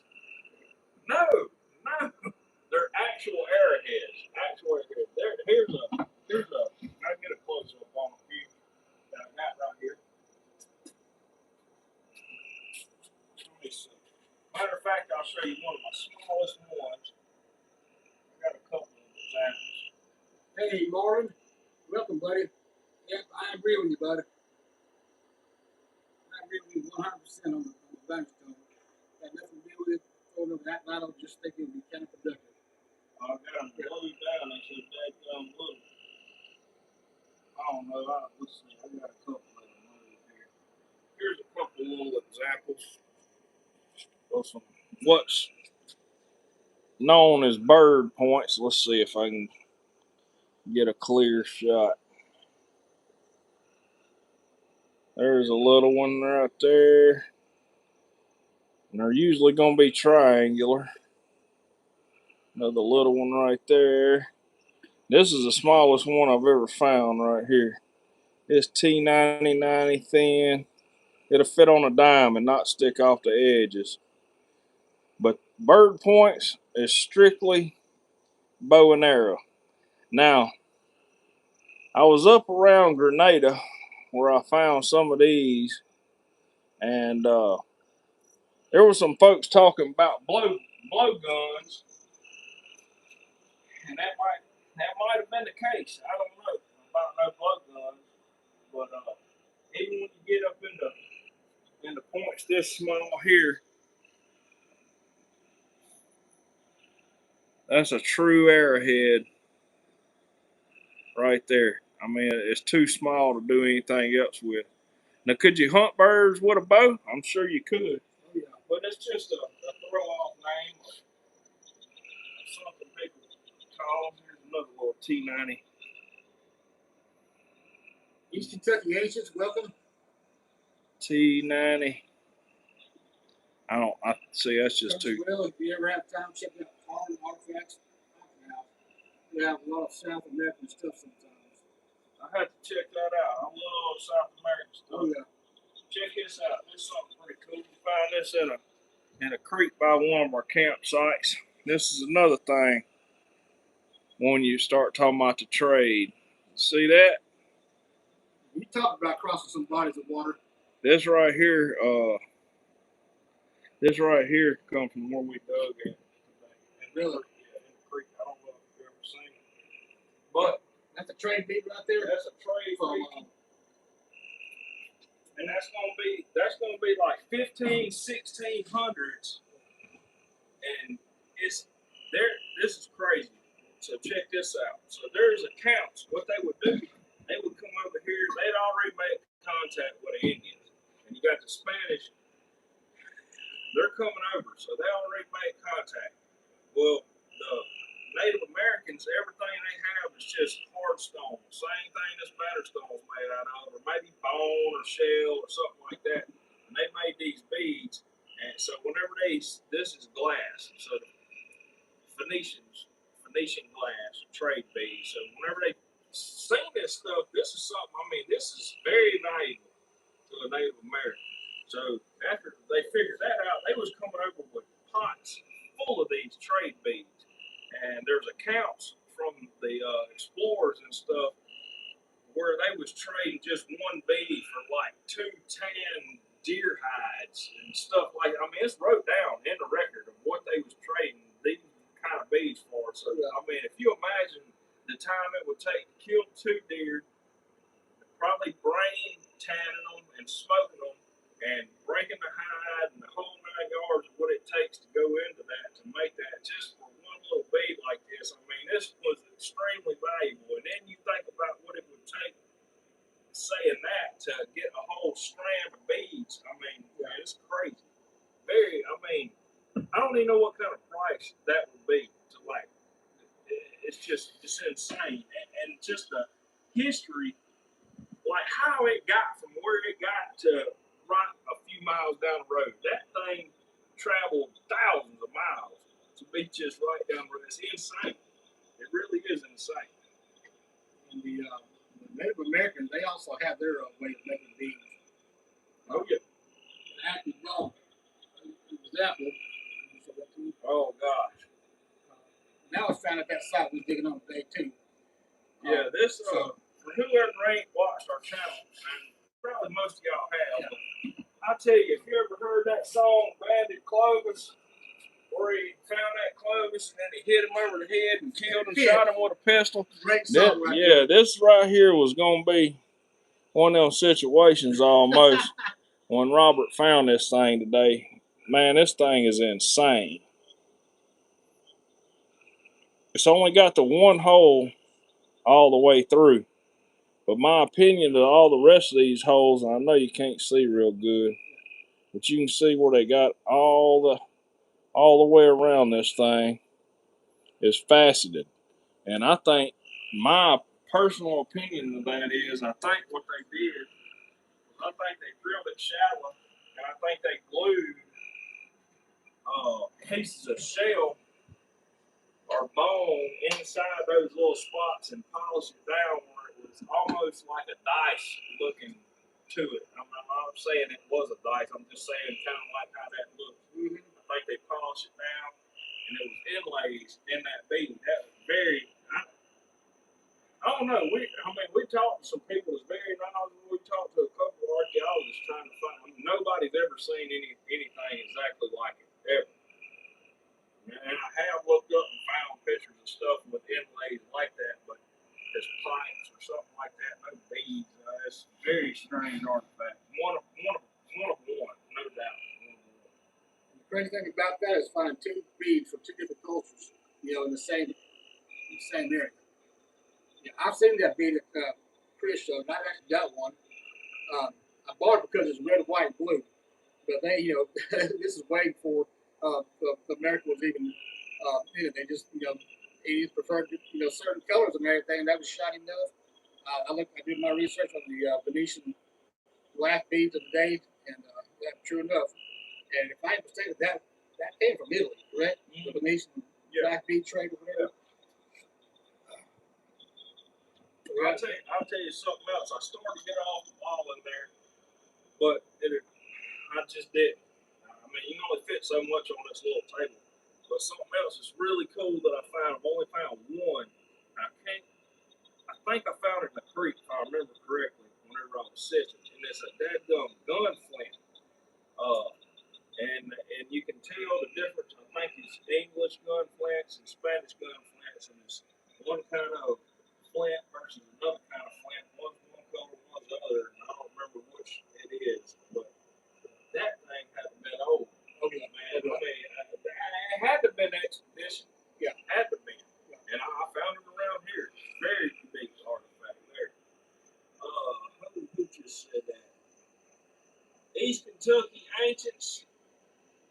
Man, we appreciate you. We appreciate you, Paul. I see you comment on our stuff all the time. Yeah. And we sure appreciate you and all the rest of y'all's support. Yeah, it's the first time ever we've done this, folks. So I know we've gotten long-winded and everything. We thought, well, what are we going to talk about for an hour? Well, here it is. It's after 8:30. We've already been on here an hour and a half. Yeah. It ain't slowing down yet. Oh, we could do this all day, all night, whatever. I mean, we just want to do something different. Making the center for, I was wondering what y'all use to hang your boards up. Our cases? Yeah. Is that what you're talking about? Our cases? All right. Well, what I do is, I'll show you. So, let me put this batter stone back up, and then I'll show you. 4,000. Where do y'all get y'all's boxes from? So what I do is I just put me We'll get to that. a little eye bolt or eye screw on each corner, and then I'll run me a T20 screw through and to the wall. And what I did is I got some rough cut lumber on a whole wall in there, and so it's easy to screw to. I ain't got to worry about hitting these studs or whatever. But that's all I do. Put them little eye books in there, and then screw it to the wall and hold them like that. And they're easy to get on and off that way. But all this is compression, that holds the points in there. this daggone case right here, boy. I'm telling you, this is one of the first cases I bought way back in the day. This thing's probably almost 25 years old. It's done dog done chewed on the corners of it. It's done had all these points took in and put out and 100,000 others. I've done moved stuff around so many times. But as far as buying cases, I'll tell you right now, Grady Anderson. Yeah. Air-rat cases. Spell that for me. Spelled like A-rat. A-rat. A-R-A-T. A-R-A-T. Cases. And Mr. Grady, he'll hook you right on up now. He'll hook you on up, give you a good deal. That's what I get mine from. Yep. Yep. The more cases you buy from him, the better you do. In most cases. I said that. I'm at a funny. Yeah, you did. But yeah, hit up Mr. Grady. He'll hook you up. Grady Anderson in Alabama. Yeah. We just across the state line over in Alabama. Great guy. Yep. His mom is one of his employees too. She helps him out with it. Yeah. Yeah, we like a Grady now. He'll definitely hook you up. Let's see what else I got on the table. I'll show y'all something else cool. Let's see.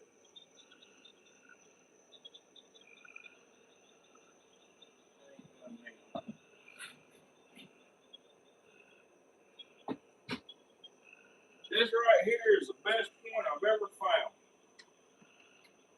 Well, And he will ship them, I'm assuming. Yes, sir, Mr. Thornhauser, he will definitely ship them. yeah, he will. He goes to a lot of these, he goes to all the. He goes to shows all over the Southeast, not just Mississippi, but he goes all over the place. This right here is one of the best points I've ever found. And I'm talking about a smoker Tallahassee quartzite. That thing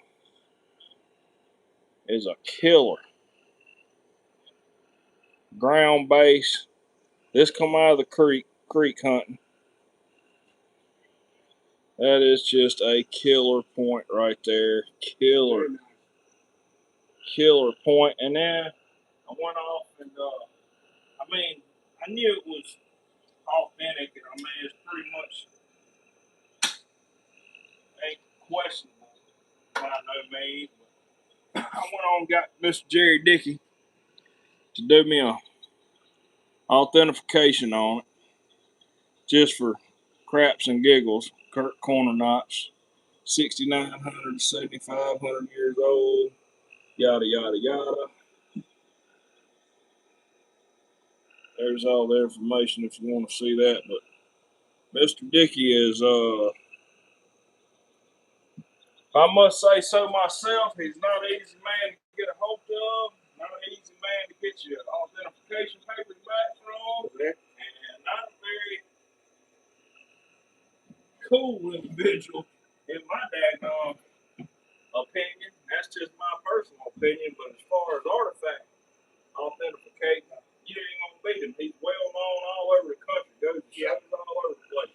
Yeah. So if you Very want, well known. yeah, if you want something as far as done like that, him or Carlos Black. Carlos Black is another well-known guy to get some authenticating done. I've never had anything authenticated by Carlos, but he specializes in South American stuff, and I do have a lot of South American stuff. And there's a few pieces I'd like to get sent to him. I know he's well known.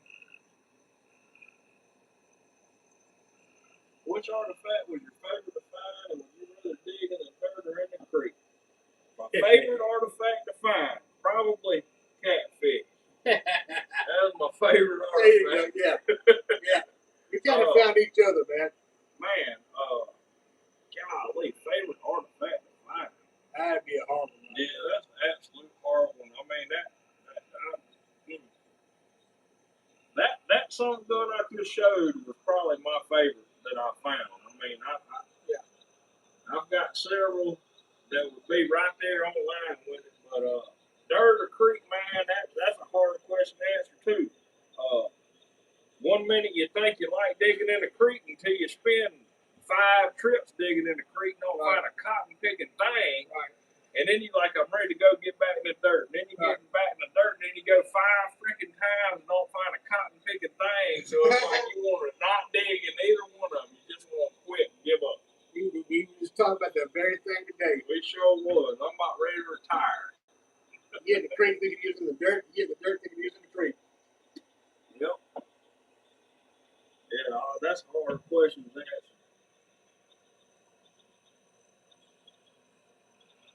Curtis Well said, "Great minds think alike." I like that. Thank you, Curtis.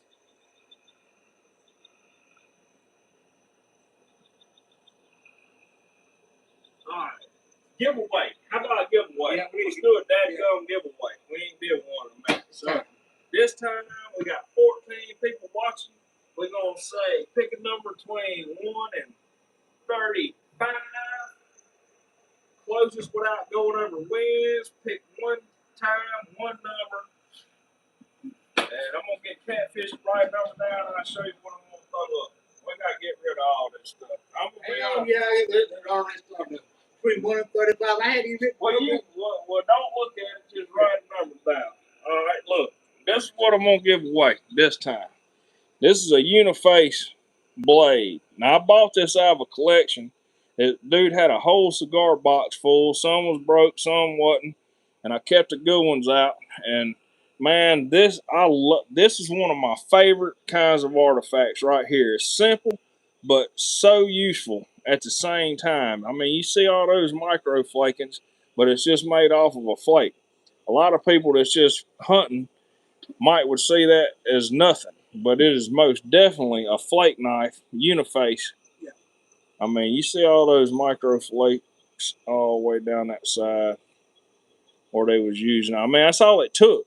And to be honest with you, what happened is they knocked this whole flake off, and they used this thing until that edge got dull, and then they come back and they retouched it and sharpened it again and used it again, and probably done it 2 or 3 times and then discarded it.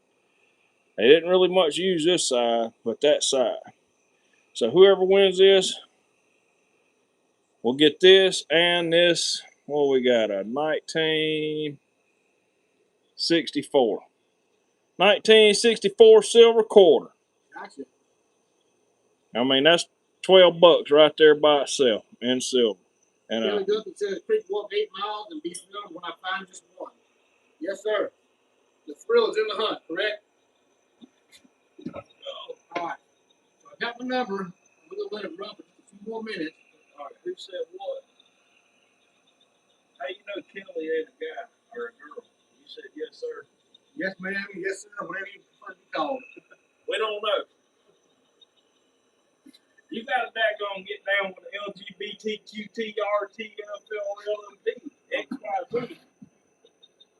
Kelly, whatever gender you are is fine with us. We love all y'all. Sir, man. What do you think about this? I found this. These Kentucky agents. What do you think about this? I found some points and blades, early archaic pieces. I swear it looked like kind of plasma melter or something seems melted. Matte, but it seems melted. You're going to have to send me some pictures of that. Yeah. Get up with me on Facebook, because I got to see that. Now, we do find a lot of heat treated material. But not heat treated with plasma. Not with plasma. No, this is all naturally heat treated. Far. Yeah, I don't know, man. I don't know about none of that. I ain't never seen nothing like that. It'd be interesting to see it, though. Yeah.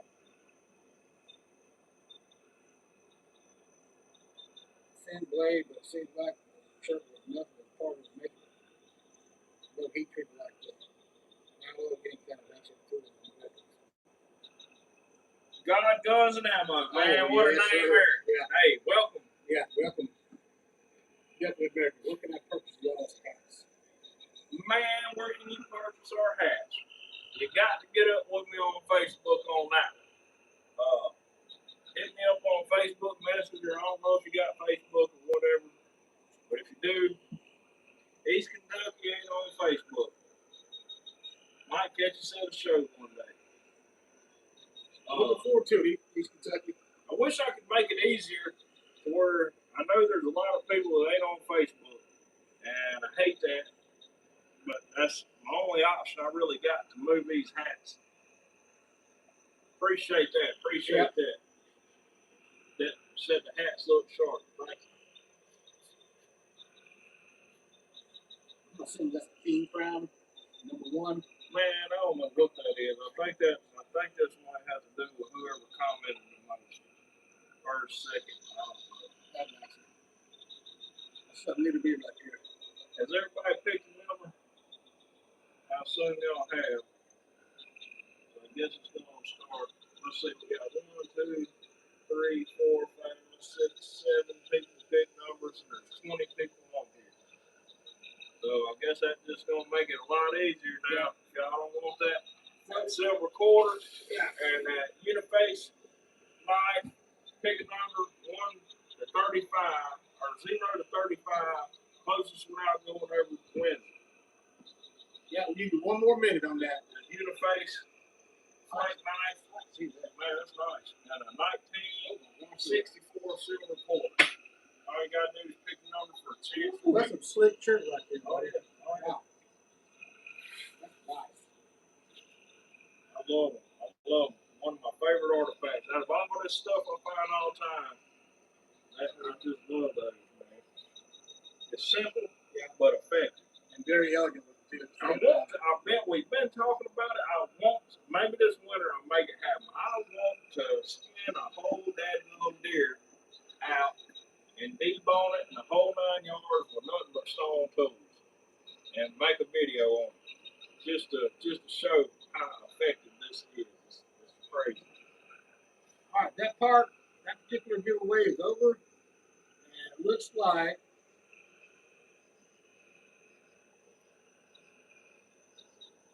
Double check it.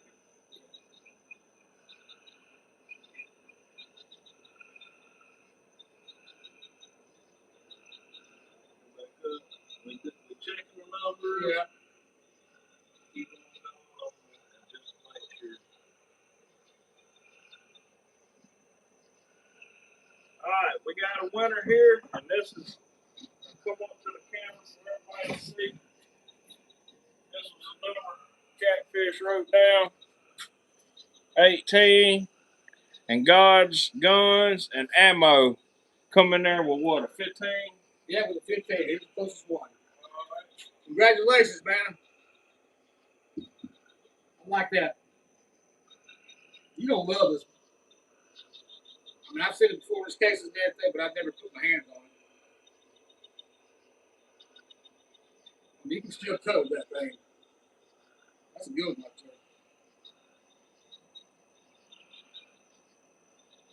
Way to go. And of course, he had 5.56 in there. Yes. With Yes. I love it. 5.56. Now look, since this ain't Facebook and this is YouTube, I've never done this before, so we're gonna have to figure this stuff out. So only thing I know to do is to go in there and I'm gonna have to contact you. I'll look these names back up and see. I'm sure there's a way I can message you or something or comment on something. We're gonna find you one way or another. Yeah. However, we gotta make this happen. Yeah.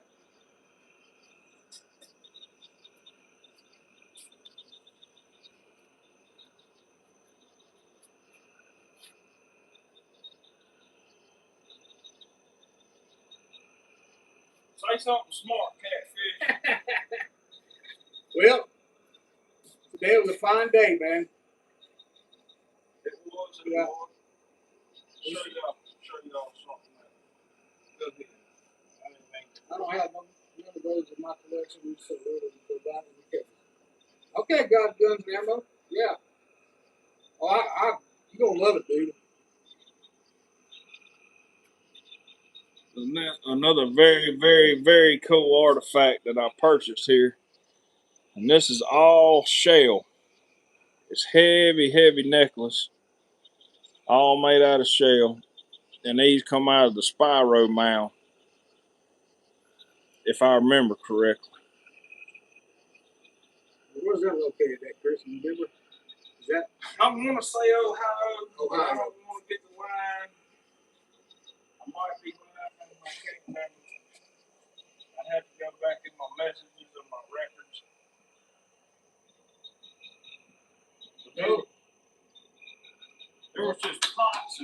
pots and pots. I'm talking huge pots, this big, slam full of shells that was found in and around that thing where they was plowing it up way back in the day, and boy, they'd hit a pot and rip it up, and they just spill out on the ground, just bucketfuls of them, bucketfuls of them. Very off limits nowadays, which that was collected probably 100 years ago. Very, all this stuff's funny about this kind of stuff. These collections and everything, it's kind of like scrimshaw and on this ivory and stuff like that. You know, you got stuff that's grandfathered in, that's so many years old, this and that and the other, and it was cool back then, and now it's off limits, and it might even be kind of a red line you walking there on some of this kind of stuff. Really not 100% sure. I'm probably gonna show my beginner's luck. Yeah, show him some. Yeah, beginner's luck. Yeah. Strike. This was the first. This was the first or second. This is the second time. Yeah, second time. Yeah. So, like I said, our first time hunting, we went on Labor Day weekend, and getting from the camera and everything. And you know, I've never been in the creek. I've been in the creek all my life, you know, walking or whatever. But my second time I went with Chris and the crew. Look behind the camera so you can see. Okay. Yeah, I hadn't done it. I pulled up this church. It's called a Little Bear Creek up in north part of the state. It's called a Pontchartrain down here. Is it Folkestone? Put your hand behind it. Don't drop that son. Yeah. And I wasn't. I mean, I didn't know nothing about digging in the creek with a shovel and everything. I was like, it was you know, it was alien to me. I didn't know what to do. Is it doing it right? You're gonna adjust a lot of. Okay. There we go. There we go. There we go. And so I was sitting there messing and gumming around, and this came up on my shovel. I didn't know what it was. Well, I showed Chris, and we all started hooping and hollering and carrying on. And yeah, it was my first church anything in Mississippi. And so far, I mean, to me, it was a little, like I said, it's a little knife or whatever, but it was whole. And man, I just, you know, I thank Chris for inviting me to go with him when I first started with him, and it's been an adventure ever since. But that's probably one of my best ones right there for sure. I got a cool story to share. And it says right here, don't look like much. No. I don't know how good you can see that. Catching up on the line. Pull it down some. Let me get up here.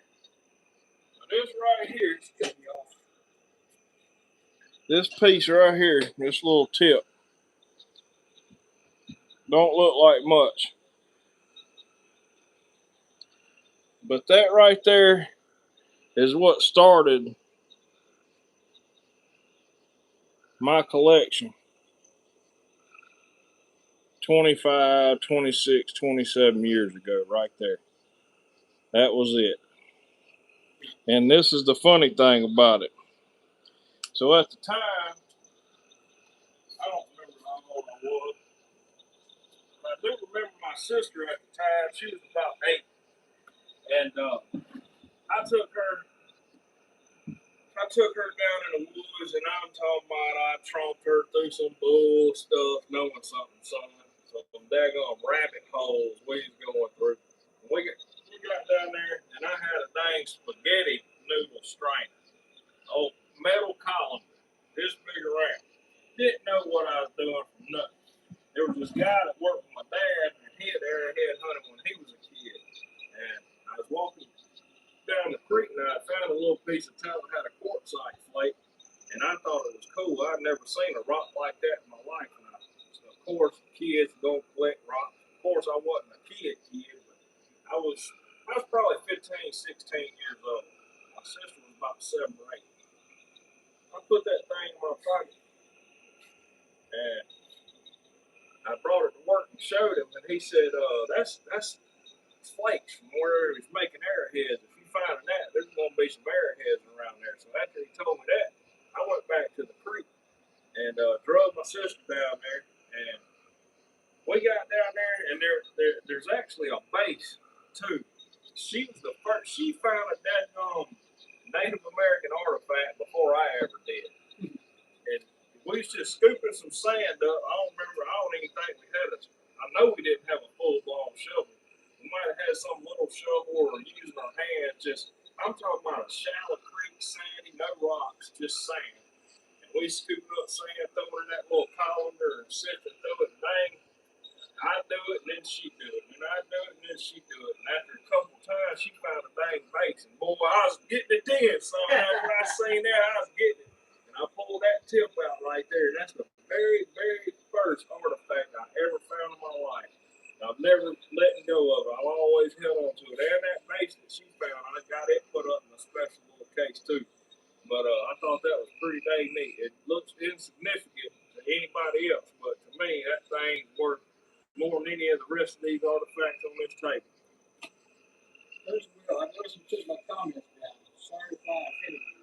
Oh, we had to leave no comments. No, sir. We had to leave no comments. What comment did you leave? Yeah, we just sort of got around there, but no, man, you're good here. Yeah, we didn't leave no comments. We don't get easily offended either. I promise you that. Oh no, we're more likely to offend than get offended. Yeah, absolutely.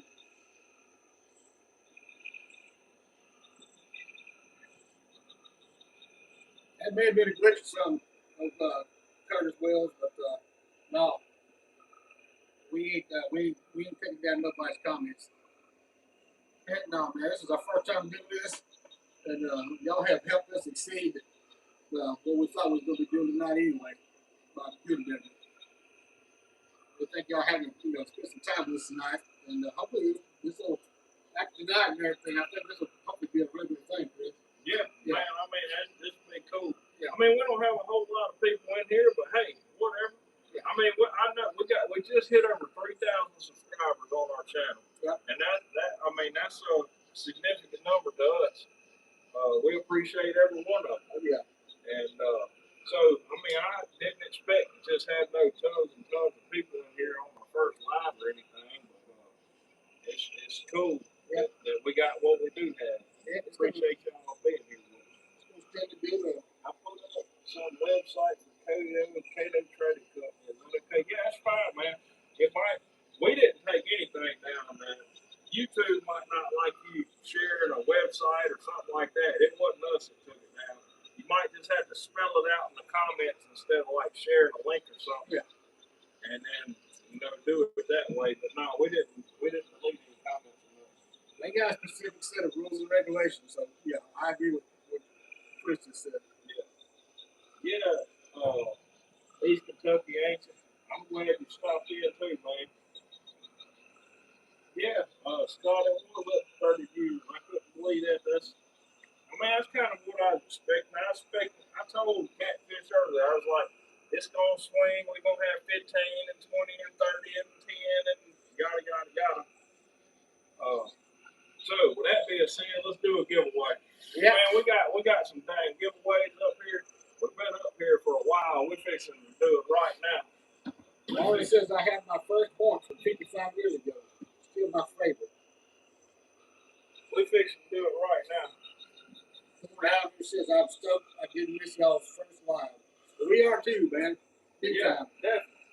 All right, I'm about to do a couple of giveaways in a row, and the only thing I ask is like, if you already want a giveaway, maybe give somebody else a chance to win something big. Pretty daggone nice. Kind of spread love around. Spread love and keep it fair. Even though I'd like to save on shipping, it would be nice.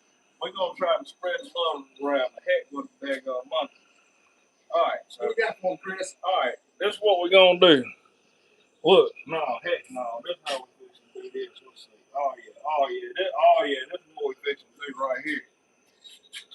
On this one, we're gonna do this snail fossil. What period of that, Chris? Shut up. The Cretaceous. The Cretaceous period. The Cretaceous period. I don't know what that thing's called. I don't remember. If I can get that gun focused in, and we're gonna throw this Tallahassee quartzite blade in, and look, since I'm doing two, you're gonna get 2 silver quarters. So that right there, just in itself, is like a $25 value. One of them's a 1942. Well, they're both 1942s. Money, son. If you don't know nothing about some daggone silver stacking and the price of precious metals and what precious metals can do for you, you need to check out about investing in precious metals. Very, very good to invest in a little precious metals. Nothing wrong with it whatsoever. So here you go. There you go. What we gonna do on this one? How many people we got? We've got 14 people up. We got 14 people. Pick a number between 0 and 30. Closest way, I'll tell you what, we'll do it even better than that. Spread the love around a little bit. 0 and 100. Closest without going over. 0 to 100. We're going to give it just a couple minutes, and I'm going to do another giveaway. And then I'm going to do another giveaway, and I might even do another giveaway. We're just giving away, you know? Yeah. It ain't that big a daggone deal.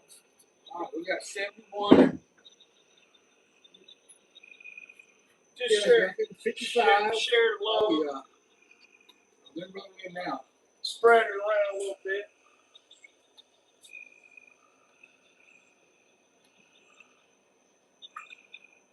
Numbers are rolling in. Yeah, they definitely rolled down right there. That's a good deal right there, y'all. All good deals. It's free. You can't make free. $3.95. Yeah. $3.99. See if I see anything significant to talk about. Oh, I got no picking numbers. I won't show you. You want to talk? It says I have better luck finding artifacts than anything. Oh, come on now. You got to have more faith than that. Champ, you want to see a killer dadgum point? Oh God, look at this song going on. Look at Will Robert. Just put it out, kind of comment. Look at this dadgum point right here, boy. You want to talk about killer.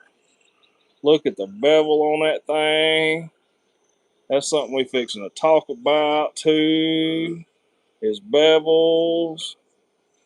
Man, that is a killer chirp point. That thing used to be big, to be that thick and resharpened and turned down to that small. You see that bevel on that point. Man, killer point. Yeah. Crazy point right there. That's another one of my favorites right there. Killer point. Nice. All right. They done quit picking? Yeah, looks like all the numbers are in. All right. We did let it go another 30 seconds or so a minute. It's 9:02. At 9:03, we're going to pick a number. Did you write one down? I have not, man. You can't be looking at the numbers and then write one down. That's cheap. Well, you got another piece of paper. Yeah, here's one. Okay. Rip that in half. You ain't being biased, dude. I need to pick the number. No, I'm good. All right. I know you ain't. I know you be fair and square. I'll even dare come I'll even throw a doozy on top of that. All right, divide it by 2. See? Now that's fair. You can't get no fairer than that. Yeah. All right.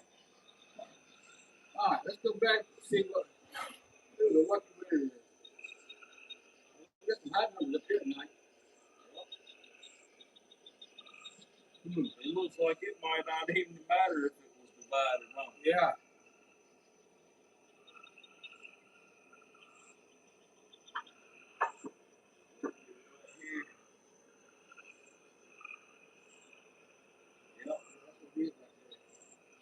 All right, our winner is Aqua Boy. Aqua Bob. Is that what it says? Aqua Bob. Aqua I Bob can't hardly won. see, folks. Aqua Bob won. And here's the Congratulations, Aqua Bob. Since old Catfish hadn't picked a number yet, I throw my divided by 2. So he would have won it either way because he picked the lowest number. So It was 12. Yeah, congratulations. Uncle Bob Yeah. got him some silver and coal fossil and freeform. Yeah. I had to tell him how it looks like. It's been a good night, folks. It really has. Yeah, enjoyed the heck out of it. I'd like to see some more questions. Oh yes, sir. It's way. It's Yeah, way. It yeah. happened. Very way. Very way. Anybody that won now, you gotta be looking because I'm gonna message you on YouTube. That's the only way, man. I mean, I'm sure it's got your email, so that might be how I'm having to contact you through email. Yeah. We're back up to 22 folks now. We're gonna get this figured out one way or another. Yeah. Keep it rolling, dude. I wanna hear some questions. Put down some questions. And look, here what we're gonna do. Look here. We're gonna throw a koozie in with each winner. gonna throw you a free little koozie in with your winnings. Man, what you talking about? Bone deep, daggone. We try to treat folks right. You know, we don't care. We making nothing on this channel. Very, very little. Yeah. So money. It ain't about the money. By no means. But for everybody that won, we're gonna throw you a little koozie in just to put a little icing on top of the cake. I wasn't ignoring everybody out here, but I was looking at my battery. It's down to 1%. One. Yeah. Yeah.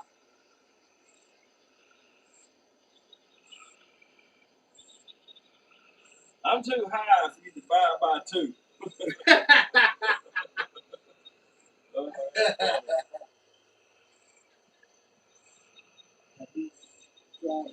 Fishing with that level.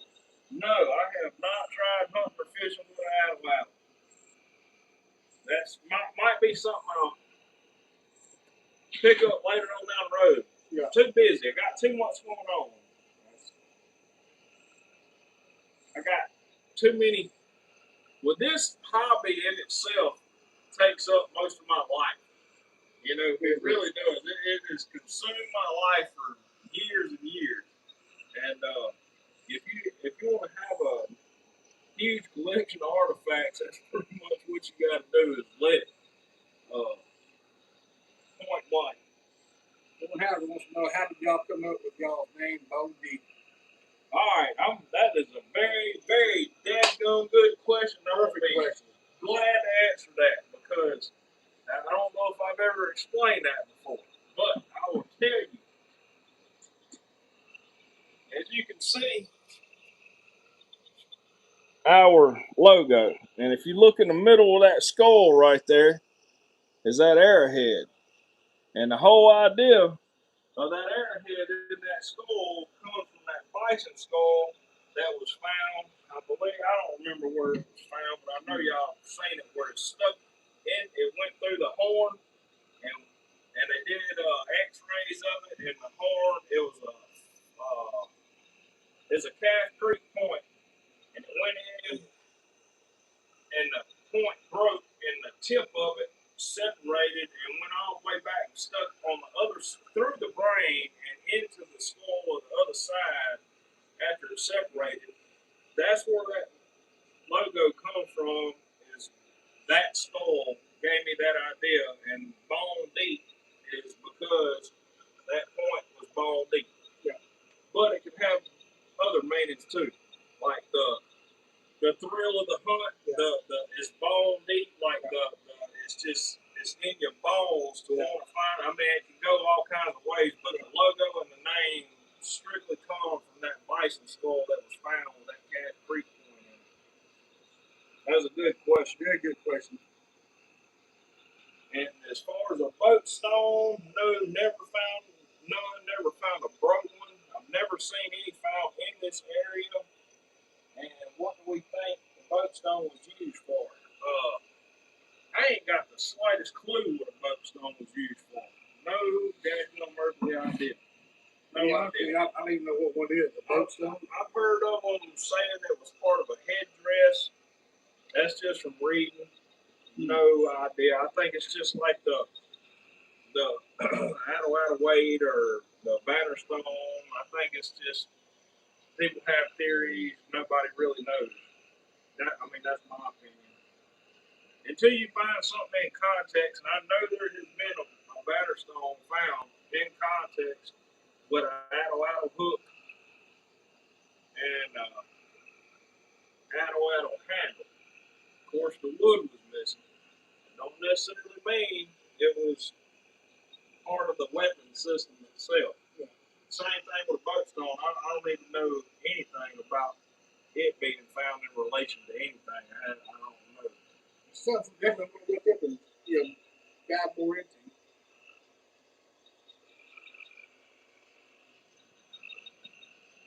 How many batter stones have we found? I've only found that one that I showed a little bit ago that the backside was blowed off of, and I've probably found three or four broke ones, just pieces. That's it. I found a broke gorget one time that a gorget's kind of, I don't know the shape of it, kind of like this, and it's got a hole over here and a hole over here. I found one that was broke completely in half and is repolished on this side and turned into a pendant. I sold it to a fella and some beads. Kind of wish I held on to it. Some glass beads. Tammy and Bill, we are in East Central Mississippi, sir. I know if y'all find local TV points and seem surprised when you find shrimp. I live in Northeast Mississippi and find 90%, 95% red jacker and never EDP. Yeah. Yeah. Well, it's right the opposite for us. Yeah. So we get excited to find a church plate. Yeah, y'all got a better opportunity at finding some older stuff up there too. Yeah. And I know up there you're gonna get into Madison's and different Tennessee type points and stuff. Oh yeah. And we don't find none of that either. North Mississippi, Northeast Mississippi, and over to Alabama edge and up into Tennessee River. Man, I know this killer stuff comes from up around there. And I'm not sure about y'all on bone artifacts up there, but I know you get up on Tennessee River, a lot of bones preserved up there. Yeah. Bone artifacts. Thank you, Pine Good Village, for loving our videos. And where's Happy Feet at? Happy Feet, huh?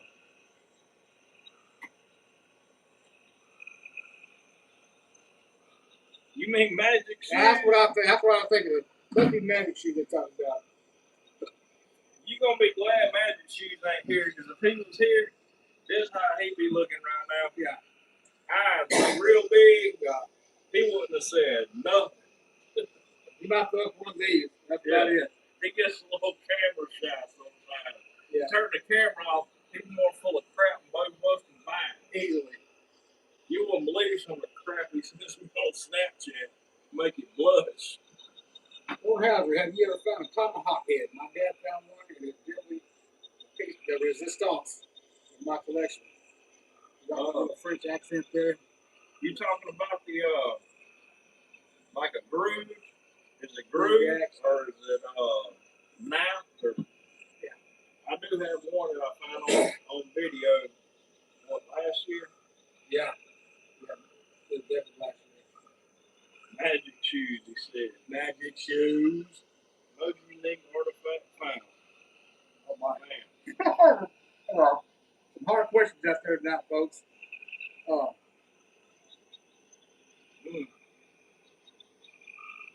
To me, they're all unique. I haven't been doing it as long as he has. I'm happy to find them broke, whole. We find pieces and parts all the time. I got something that's pretty cool I'll go grab. That's kind of unique. Yeah. I'm kind of biased about it because I think every one of these is unique. Anytime you find something that's been made by man from thousands of years ago is unique. I don't ever get underexcited about finding it. We find a lot of brooks. You tell you, over 90-95% is brooks today. whether it's broken during manufacturing or impact fractures, you know. It's a nap and groove accident. Oh, Fort Howard, it says it's a nap and groove accident. Nap and groove, all Yeah. right? Yeah. Unique artifact. Yeah. I'll show you a couple here, and this include the axe itself. This is a really unique artifact. I've never found anything quite like before. It's a little mini celt, and we don't find celts like this around here. Very unique. I mean, it don't look like much on the back, but it's got a really nice polished bit on it. You can see it plain as day how polished it is. Micro drill is pretty sweet. That's a really, like, what would they use that little bitty thing for? I mean, that's pretty dang unique. Yeah. I mean, that's really unique. Is that dirt found? That's true. That's dirt found. And then this one, talking about unique and an axe. This is the closest thing I found to like an axe. We don't really have grooved axes or anything like that, but I found this on video.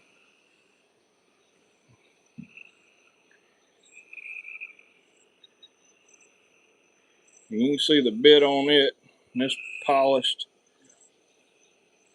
Yeah, and it's got the, I mean, you can, if that big, it's hard work. Big time. you Gonna weigh can, down quick. really unique. To find anything polished in our area is very unique.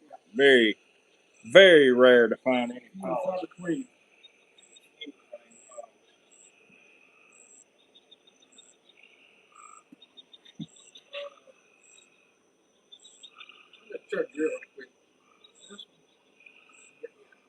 This, matter of fact, this is a drill that was found right beside Catfish's bead.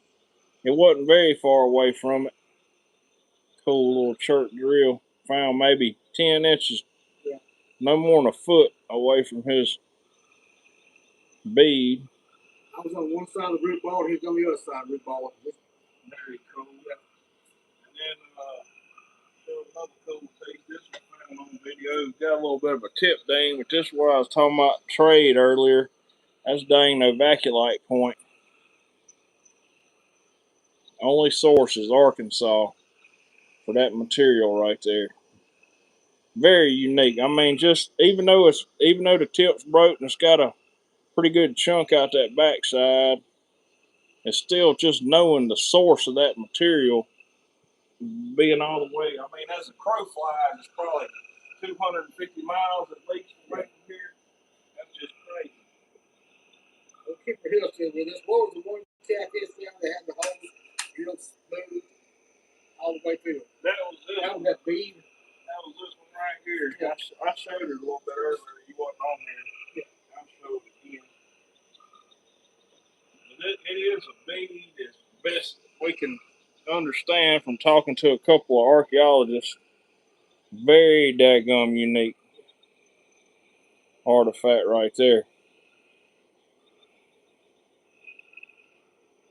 Crazy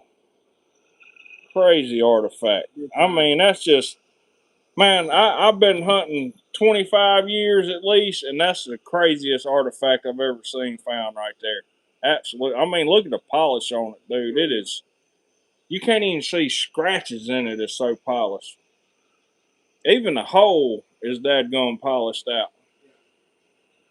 Oh yeah, all the way through. And it's just weird that if, like I said earlier, I think all these was inlays with bone or shell in these little holes. I think they had it glued in there and then sanded it smooth until the whole thing was smooth. What's so weird to me is the hole being in the center. Because a bead, you would think, if you're going to be wearing that, unless it was, I don't really know that it was a bead. It would seem to me like if it was a bead, the hole would be more upset to where it hang. Would it being like it is, it almost seemed like it'd be like in conjunction with something else up and down. I mean, I could be wrong. This is all guesswork. First Will wants to know, was that the back of that point or Gary's point? Oh, it sure looks like it. Oh, with that steel on it? Yeah. Yeah. Yeah, it looks like a Gary. It's mighty Gary. We find a lot of Garys around here. For sure. Certainly do. And then I'll show you another thing that I don't know if you watch our channel or the video that they put or not, but check this out. So when we find a Tallahassee quartzite point in the dirt, this is what it looks like when it comes out wet. And then when it dries out, this is what it looks like. Big difference, especially showing translucency. Sometimes when these points come out of the dirt and they dry out like this one is, it won't show any translucency, and that's not a good example on this point of what I'm talking about. But so what I figured out is you soak these things in mineral oil, and then after we soak them in mineral oil, it'll just be bubbles coming out of these things, just rising to the top, and the mineral oil will go in it, and it'll fill that void where there used to be water and let the light go through it. And after the oil goes in it, I'll take a toothbrush and some Dawn soap and real carefully wash the outside where the outside don't have oil on it and leave that look to it. And it makes it look like it did when we dug it out of the dirt. Oh, yeah. One of our viewers wants to see the meat hand. All right, a meat hand. Yeah. That's not a meat hand. That is a Kurt Porter knife. Yeah. Here's one. I got one right here, but the ears broke off this one. Here's one. Tips broke off mine too. There's one right here. Yeah. Very unique point. I hit the daggone, I broke it whenever I was digging it up. But it's always got that big, huge, usually even wider out notch in this corner, and always has the base like this and exaggerated ears. Very, very unique. This one ain't a classic example, but that is an example of a meat hand. I don't have one just out here on the table. No, I don't have complete knowledge.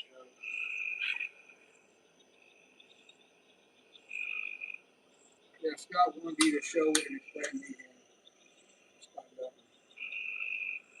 Yeah, I mean that's pretty much a brand new point type. So yeah, I mean there's not very much run on. Very few have been found, and no documented campsites. Giveaway.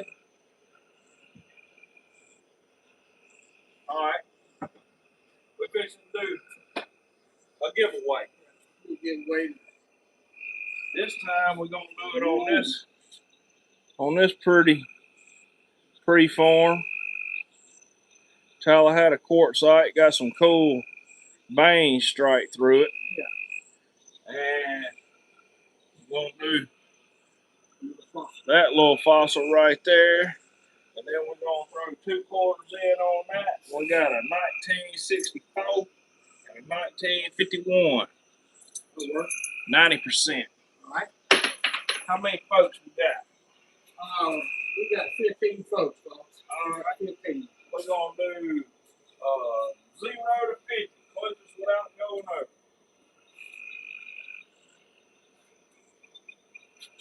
We're gonna wind this down. I know Robert. There gone. Yeah. Blow out.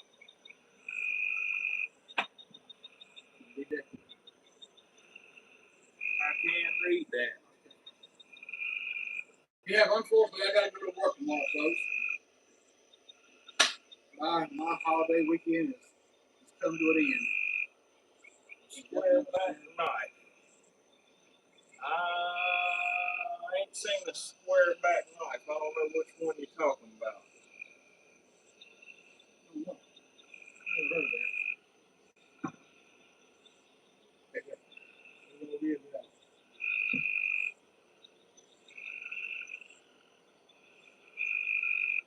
Hello, Kyle Stratton. Derek Griffin. Y'all don't fret, because I'm going to do one more giveaway after this giveaway. Back to back daggone giveaway.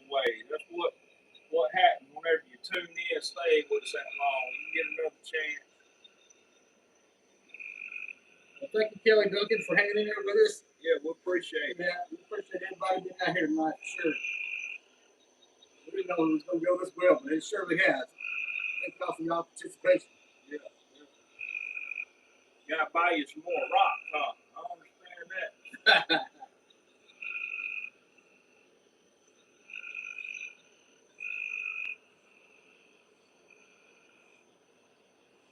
Well, let me ask y'all this: is this something y'all, want us to keep doing? Spread it out some. Maybe once a month. Yeah. Once every couple of months or something. Yeah, y'all just give some feedback on this, folks.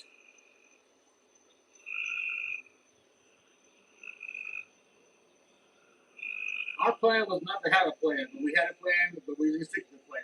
We just said we're gonna do it. We don't know how it's gonna go. We're just gonna do it and give crap away, and then whoever shows up. When you're giving away a square back knife. I don't know about no square back knife. Had this right here. What we would call a freeform. Yeah.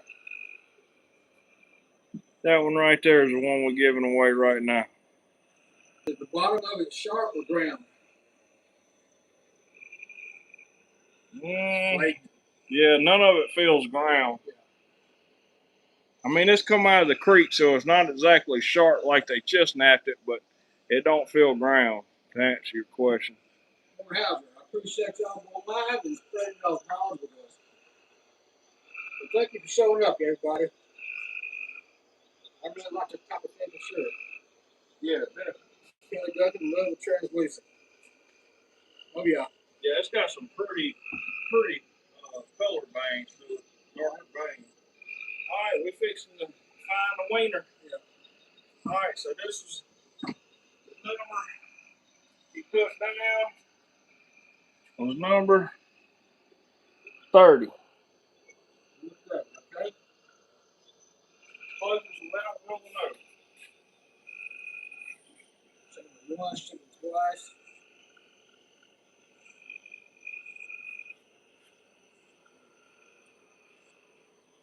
Time back up. 19,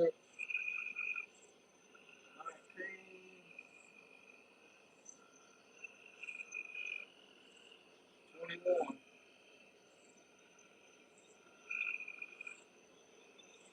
All right. Is she won already? Or he, she? No. She. Kelly, are you a guy or girl? Because I don't want to be doing this my own way.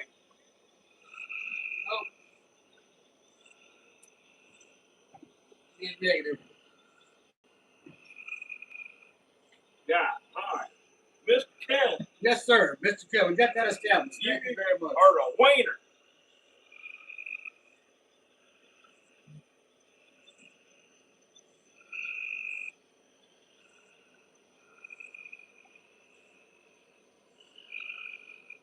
Yeah.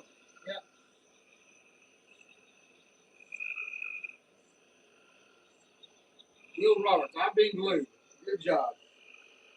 Appreciate you, Will. You guys stick together, man. You know the deal. You know the deal, Will.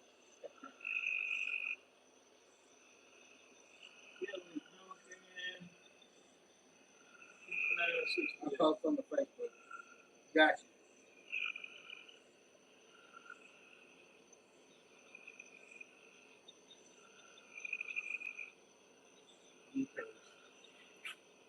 Well, congratulations, Kelly Duncan. Yep. Mr. Kelly Duncan. That's a good win. Good win. I love them stripes in that point. Like I say, everything but the Thank you, flake, Curtis. everything but the flake knife that was made out of church. I found personally. Well, I hope we did right by everybody here tonight. I think it went over pretty daggum good, Chris.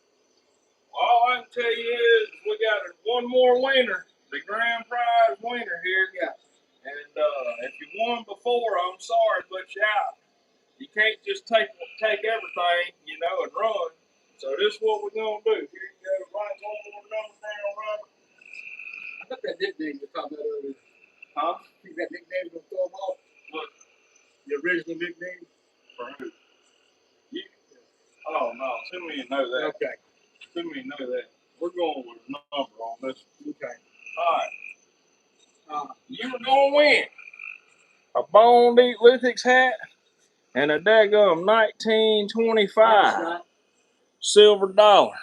Melt value's about $50 just on that coin right there, and a Bone Deep Lithics hat. You can't daggum ask for no better than that. No, you cannot. We appreciate y'all. We're willing to give back. So as long as you hadn't won, we need your best number. Without going over, we're going to do this in 0 to 200. 0 to 200. Closest without going over wins the Bone Deep Lithics hat, the silver dollar.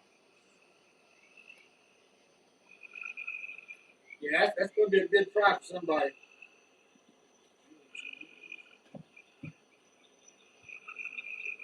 I don't care if it's one.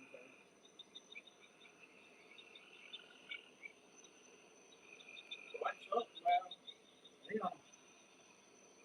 Looks like a good number to me.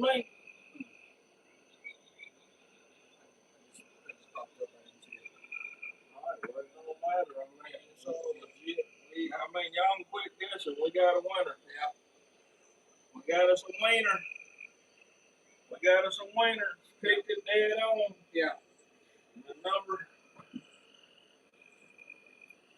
number was 75. 75. And that goes to Mr. Jared Poole. Jared Poole. Poole, you are a winner. Congratulations. Yep. Hit it on the nail on the head. Miss Karen, 120. Thanks for hanging with us, Miss Karen.